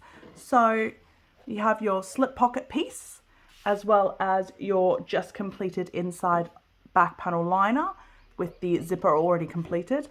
What we're going to do is we're going to turn the zipper pocket piece upside down like that, and our lining piece, our slip panel piece, is going to go right sides together, the top lined up to the bottom if you're using a directional piece like I am. So again, top of this is lined up to the bottom of the zipper panel, right sides together. I'm going to clip that together, and then we're going to sew it together with a 1/4 inch seam allowance. So from here on in, we're going to be the same as if this was a card slot piece. So we're going to skip ahead to the card slot sections now. Okay, so we've just added the side panels onto the card slots and we've top stitched it. I've just added some cards in here because just to make it easier for you to see, because it's quite hard to see with this colouring that I've done. Okay, but the next step is we're going to get our original lining piece that we just put the zipper pocket on. We're going to get our card slot piece, and the top of the card slots is going to line up to the bottom of the lining slip, and it's going to go right sides together. Okay, so just again, so the top of the card slots to the bottom of the lining piece, right sides together. Just like that.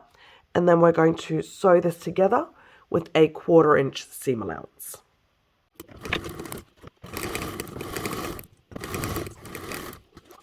Go. Now that we've sewn that together, we're just going to trim off our seam allowances again. Not the seam allowance, sorry, just that corner there to reduce bulk.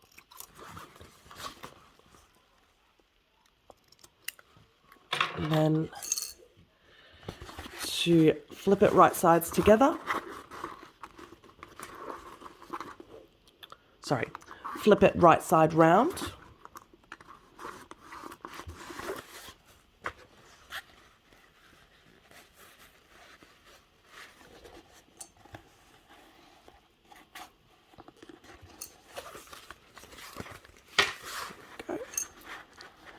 And then we are going to top stitch along that edge there. So top stitch is a 1/8 seam allowance.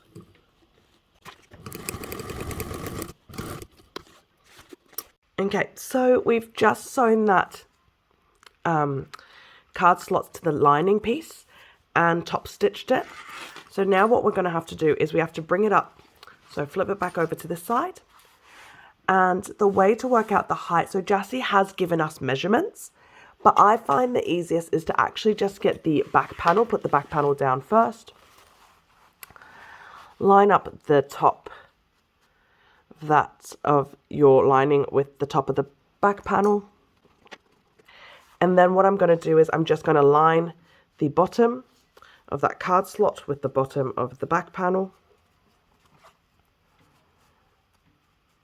It is. And then clip it in place.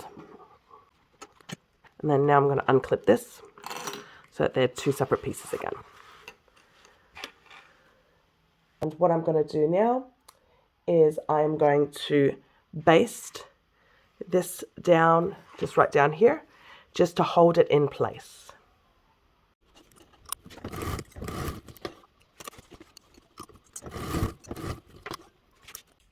Okay, now that we've basted that together, now this is another point I should mention. I already put a label tag on my mesh pocket, but if you wanted to, Jassy's also suggested this as another spot, so you can baste it on here as well if you'd like. I'm not doing that because I've already done it on my mesh pocket. And now we're going to move on to the next set of wings.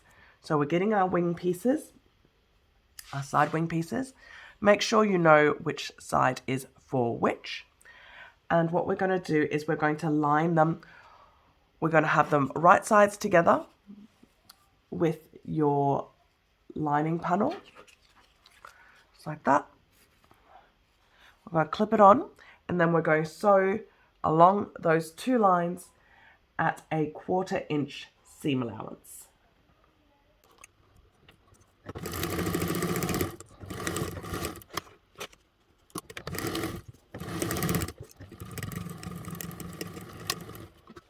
That's all done. And now what we're going to do is we are again going to trim off our corners. There's obviously going to be excess tail, so trim that off as well.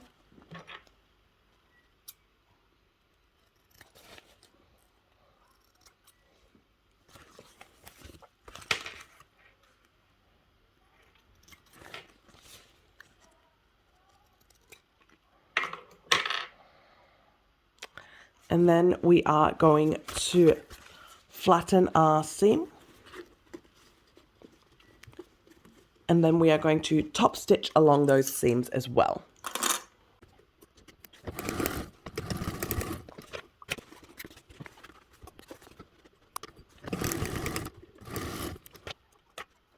Okay, so now that we've top stitched, we've sewed the wings on and we've top stitched, we're now moving on and we're going to attach the exterior back panel to the lining panel. So we're going to place them together, wrong sides together. Now the lining and the exterior panel may not be the same size. The height should be the same because you measured that before, but your corners and that might not be 100% right. That's fine. At this stage, we're just going to pair them together. What I like to do is find center to center and then align it that way.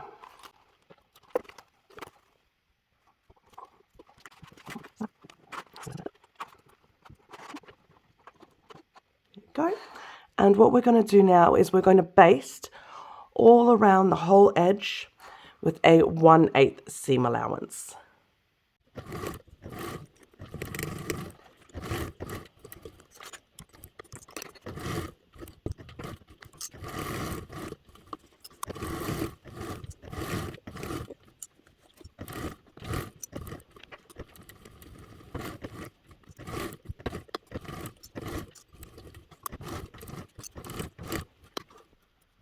Okay, so now that the lining is basted together with the back panel, you may notice that you have excess lining down the bottom. That's absolutely fine. So what we're going to do now is we're going to trim that off. Now, don't trim the exterior, only the lining. There we go. Now that that's all trimmed, that is our back panel all done. And it's now your time to decide on what carrying style you're going to go with. So now we're up to doing the connector stage. I am doing style 3, the sew-in connector. And Jassie's given us measurements, but more importantly, she's given us a way to measure it for yourself. So I have this one here. And the way that she's given us the option is to measure ourselves from one hip across the body to the opposite shoulder. So what I've done is I've measured myself from the left hip across my right shoulder, back down to my left hip. And then I've subtracted the back panel top width, which bear in mind there's different sizes. So I'm making the large. So small, medium, they will all be different. And then you add another amount of inches, and that is the length that you should make for your strap B, which is your longer strap. Your strap A, she's given you an exact measurement, so that's nice and easy, but your strap B, you can work it out based off that. Now, what I'm doing now is I'm just singeing off the ends of my webbing tape to stop fraying. So the shorter one, which is the one that we've been given a set measurement for, this piece is webbing A. And the longer piece, this piece is webbing B. Okay, so A and B. Now what we're going to do next is we are going to attach our webbing onto the back panel. So the first thing is we have to decide which way we're attaching it. So it depends on which way your zipper closes. So my zipper is closing this direction. So my strap B, my longer strap, will be on this side, and my shorter strap will be on this side. If your zipper closes the other direction, then vice versa. Okay? Now, we're going to get our pattern piece back into the picture. Mine will look different to yours because mine is one of the original pattern pieces. There's been changes since, but this bit is the same. So all I'm doing is I am getting the measurement for where that strap is.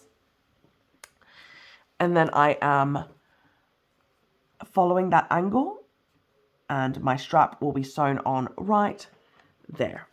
okay, following that angle. So, and then I'm going to clip that in place. And then I'm going to take it over to the sewing machine and baste it. And I'm doing the same on the other side as well. Now, as you noticed, because the strap is at an angle, as you notice, because that line is at an angle, you will have excess hang off. That is exactly correct. Okay, so now what I'm going to do is I'm going to base my straps on there over at the sewing machine.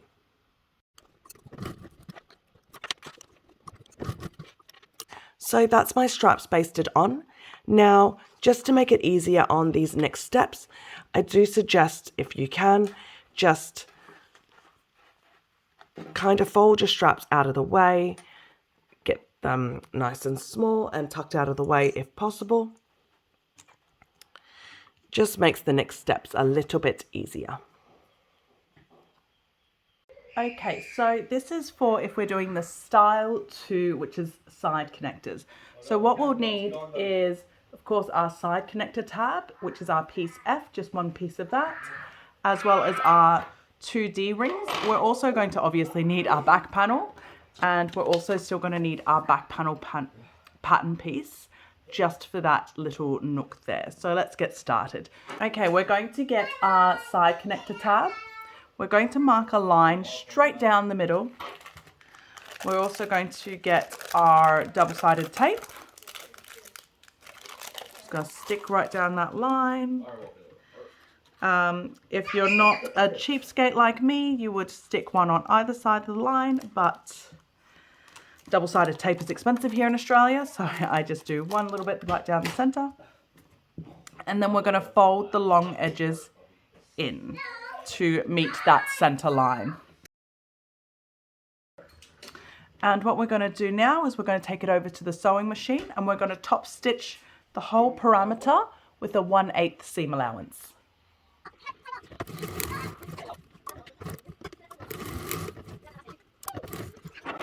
There we go. So now that's all top stitched, we're going to fold it in half. And we're going to cut it into 2 equal pieces.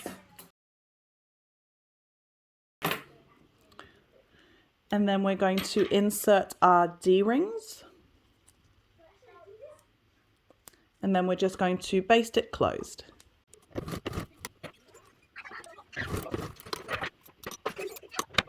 So now what we're going to do is we're going to get our pattern piece. We're going to find our marker that says the D-wing tab. And we're just going to mark it on our external. If you prefer to measure it, there is a measurement there as well. I like to mark it at the angle that the line on the pattern piece is as well. Ideally, you have both sides of the pattern piece. I obviously have not cut both sides.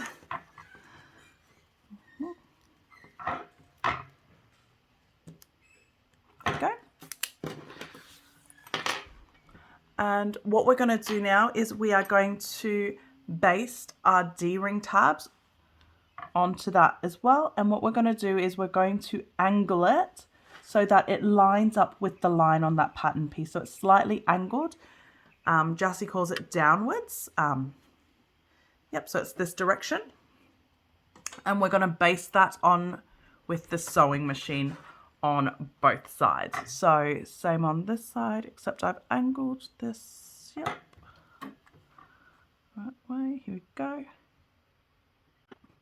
Yep, and we're going to baste those so that the D-ring tabs are attached.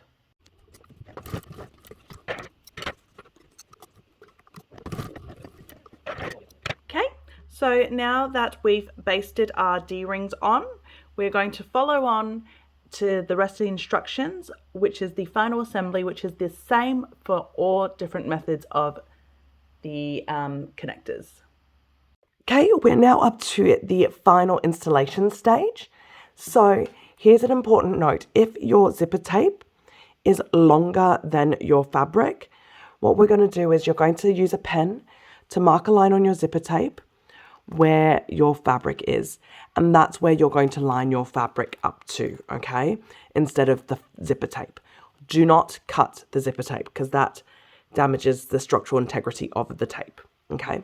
Now, regardless of what connection type you have, this next step is exactly the same, just bearing in mind that if you're doing grommets, you have no connections at all. If you're doing D-rings, you would have 2 D-ring tabs, and if you're doing sew-in straps, they're obviously here like this. So what we're going to do now is we're going to bring our front panel back over. We're going to turn it wrong side out. We are going to match the center of the front panel with the center of the back panel first. And then we're going to slowly align it out one direction. If you have sew-in, you're doing the sew-in straps like I am here, just make sure your straps are out of the way and won't be caught in the seam allowance on the top because they are pointing upwards.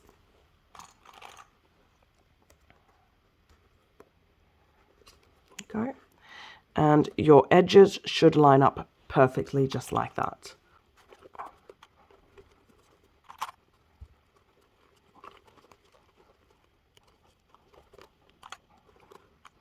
Go. Just open that zipper up to give you better access in there as well if you need to. Don't forget that you've got a zipper pull in here as well. So what I'm going to do first, before I clip the rest of the bag, is I'm going to sew this top line first because it gives me a better alignment for the rest, okay? So I'm just going to do the top first, and I'm going to base the top edge with a 3/16 of a seam allowance. So I'm not going to lie, I'm not exact with it. I do slightly wider than 1/8, slightly less than 1/4. Yep, so that's what I'm doing, okay? So follow me over to the sewing machine. Before I even start, I just want to show you guys, I've unzipped my flap so that my bag's a little bit flatter before I proceed with this step. I'm just putting it in there. And I am basting this with roughly 3/16.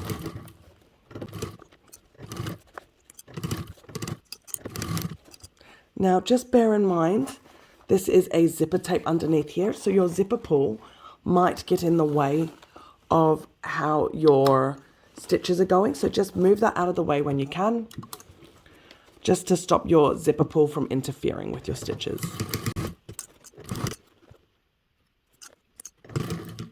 I've just gone and grabbed my pokey stick because, as you can see, this corner wants to dip in a little bit. So I'm just using my pokey stick to help maneuver that a little bit better.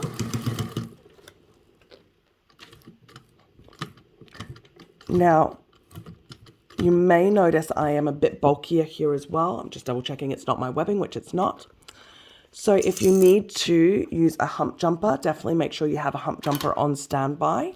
It's very useful for this bag on the final instruction stages. Okay, so now that I've basted that top together, I'm double checking that I'm happy with the alignment. So I'm checking both sides and I'm looking inside that all looks right, flipping it up, that looks good. And then what I'm going to do is I'm going to continue clipping the rest of the bag, but I'm going to clip the bottom first. When you come to the wing, just a reminder again, if you're doing the sew-in, that your webbing is flat and it's out of the way of the seam allowance.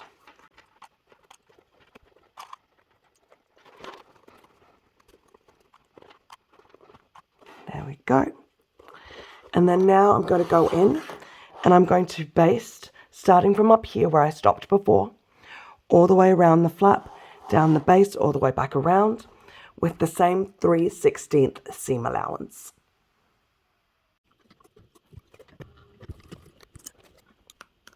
Now I'm just getting my pokey stick because when I basted before. I obviously didn't catch my lining fabric for whatever reason.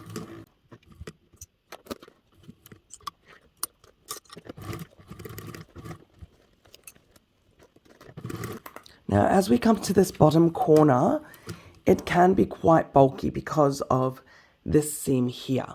So, know your machine's limitations, first of all. Second of all, make sure you have your hump jumper on standby. It does really help a lot on these kind of bulkier seams.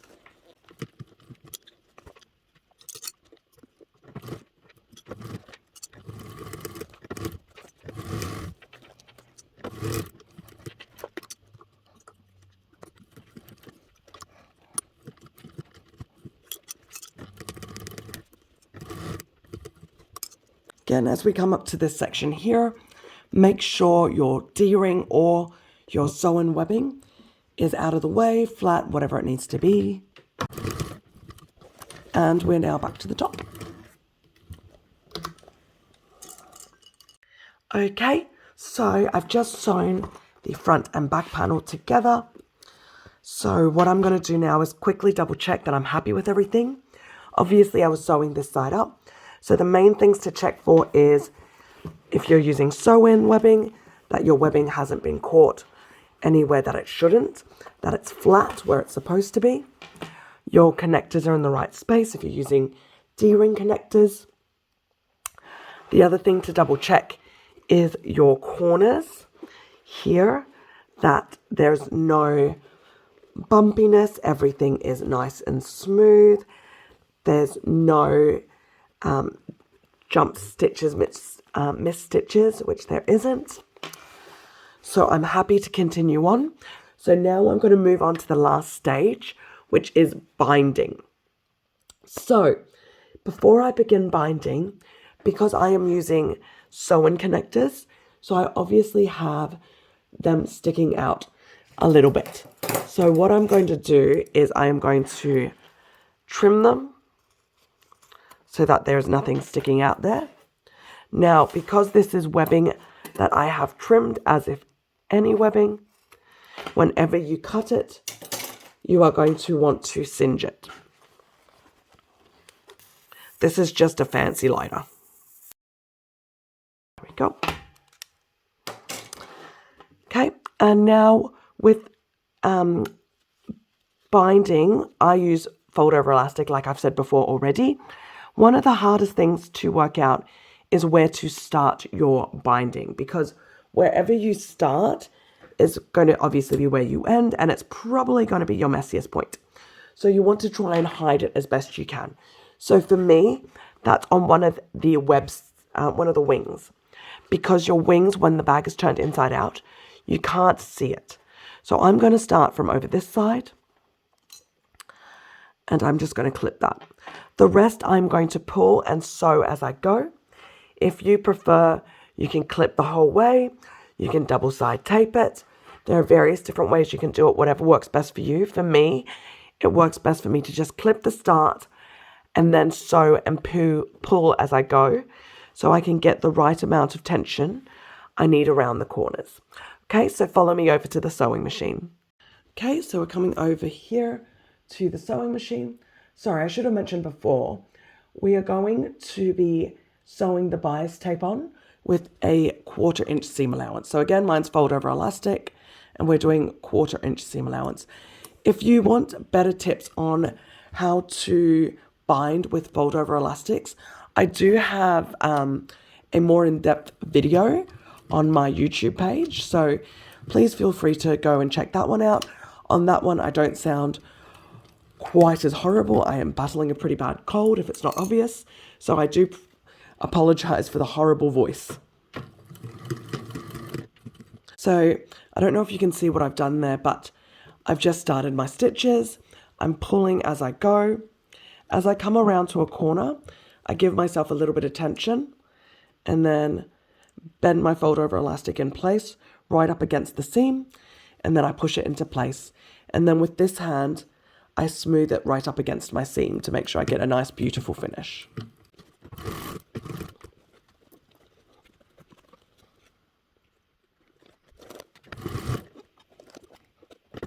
Okay, as we come to this corner, remember, like I said before, the edge can be quite bulky, so have your hump jumper ready if you need it.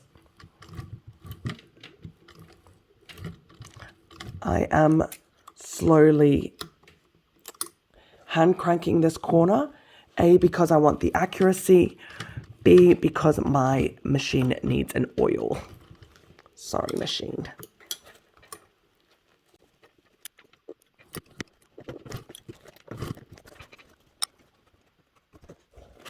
Sorry, just realized you couldn't see what I was doing there. I was just moving my clip down to the next section to clip and give myself some tension so I can move and hope and help move the fold over elastic right up against the seam.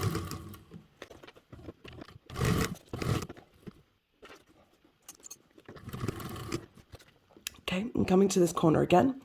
So again, I'm just adding tension because this is elastic, so it gives me a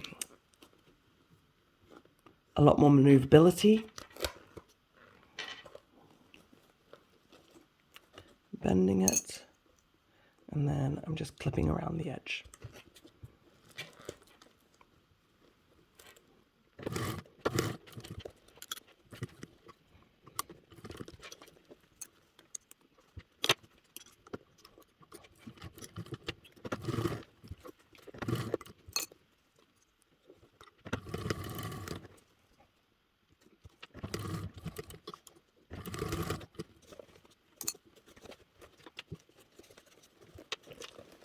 Will admit this is actually harder to maneuver with a tripod right under my face, to be honest.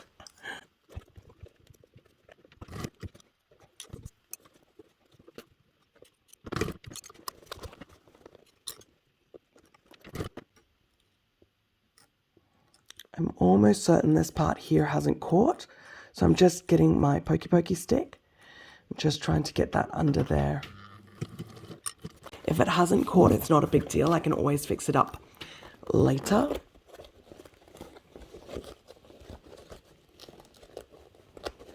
Now I'm just moving the flap out of the way a little bit more.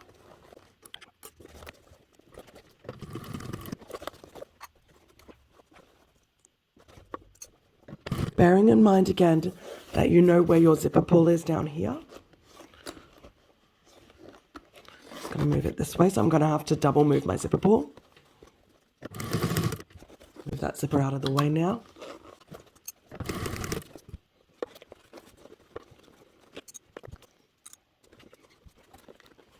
Now, as I come over here, because I've already gotten through the biggest part where I'm worried about my webbing, so I'm moving the webbing out of the way, the clip out of the way, to take a lot of that bulk out so I can flatten this seam more to make it easier for me to continue this binding.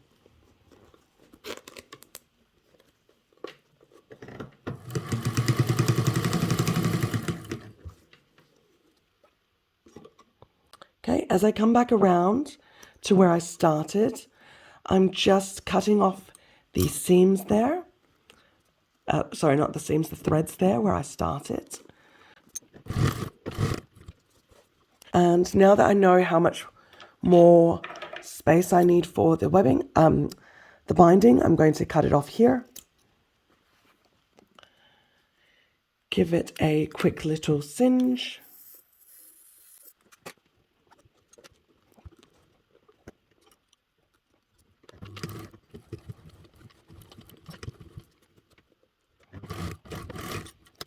So I know I've done pretty good on the side that I was sewing on. So moment of truth is at the other side. How much did I not catch? So let's flip it over and have a good look. Okay, so there's a big section here that I've missed.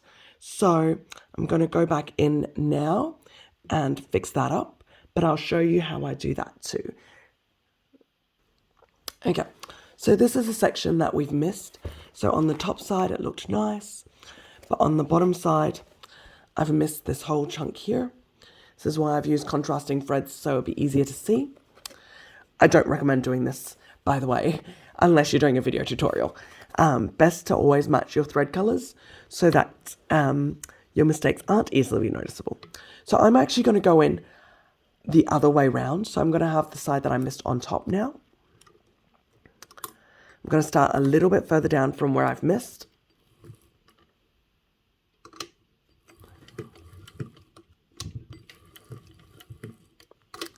What I'm going to do is I'm going to use my pokey stick. I'm just going to pull it over a little bit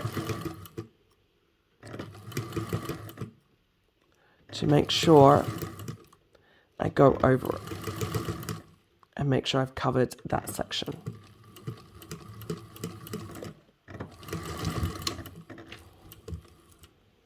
Go. And that's all done. If you've missed any binding, that's how you fix it up. Okay, so that's the bag all binded. We've double checked that we got all of it. There's no missed spots for the binding. And we are now going to turn it right side out to see our final product. Now, the wings can get a little bit tricky. So if you have something that you can use to help poke those corners out, use that. Now, something to be wary of with this bag as well is sometimes you need to let it sit to help it form its final shape a bit better. This one I think is looking quite well. Now, with binded seams as well, it's always nice to just make sure you really go in there and give it a nice little roll around, a nice little press to make sure it is opening up completely and the right way. Beautiful. So that's the large B hip. Now, depending on your mode of connectors, that's all we have left to do. If you did D-rings, you're pretty much done. You just need to do your adjustable strap. If you are going to do grommets, now's the time to install them. If you're doing sew-in straps, we'll go on to the next step. Okay, so this bag's all finished, and this one is going to be the grommet carry style. So what I'm going to need to do is I'm going to need to measure where my grommets are going to go. So first of all, I'm going to measure up. It needs to be 3/8 from either of these edges. So I've got this really handy tool that I've managed to get from Brimax, which will really help. And I'm going to go 3/8, so that's right here. So that's where I'm going to want it. So, and then now I'm just going to, now that I know that's the spot I want it, I'm just going to draw right inside there so that I know exactly what I am cutting out. Perfect. Double checking. Yep, that's a perfect spot. Now, when you place this down as well, one thing to feel for, depending on your fabric type, is that you're not cutting your bias binding. That's the reason for the placement of where it is as well. So I'm just drawing that circle. There we go. So I've got my circle drawn. So what I'm going to do, obviously going to do that on the other side too. Now, if you don't have a handheld press, you can use scissors to cut it, and that as well. I do use a handheld press. I probably wouldn't recommend using grommets unless you use a handheld press because you do want it to hold quite well. So I'm just going to go grab the press over now.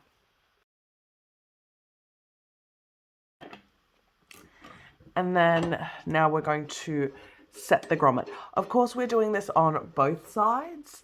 I'm not going to show you me doing it on both sides because that would be really kind of boring to watch. Okay, and then for this we are setting the grommet in on this side, making sure the fabric is all right. Perfect. And then the washer. Okay. And the hand press.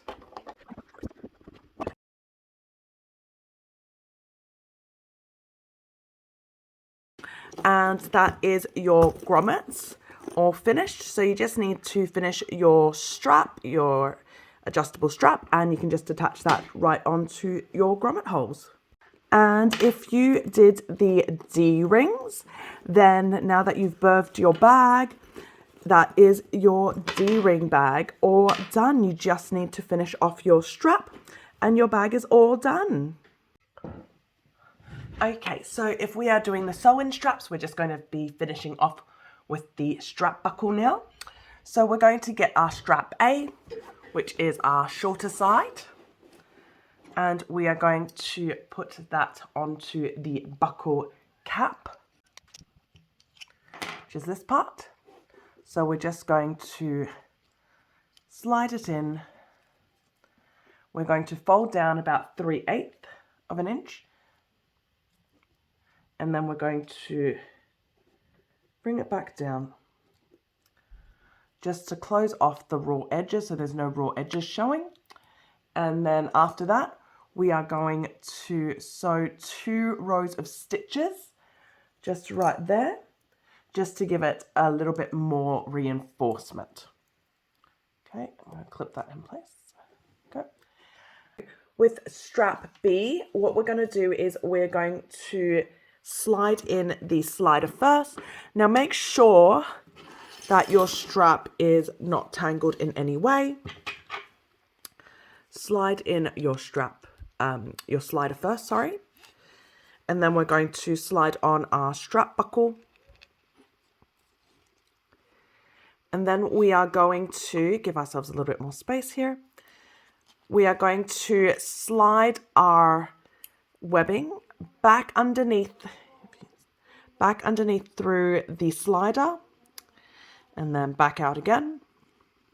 And then what we're going to do is this bit that we've pulled out, we're going to fold in by 3/8 of an inch roughly. And then we're going to tack it back on over here. And then we're going to sew this down just like that. And we're going to do 2 lines there as well. Okay, so follow me over to the sewing machine. First of all, strap A.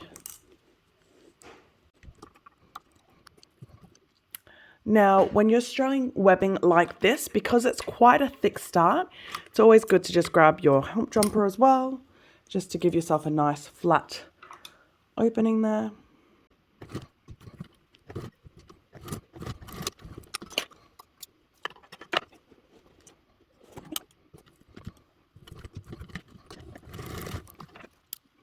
And then the buckle side. Make sure you get everything out of the way.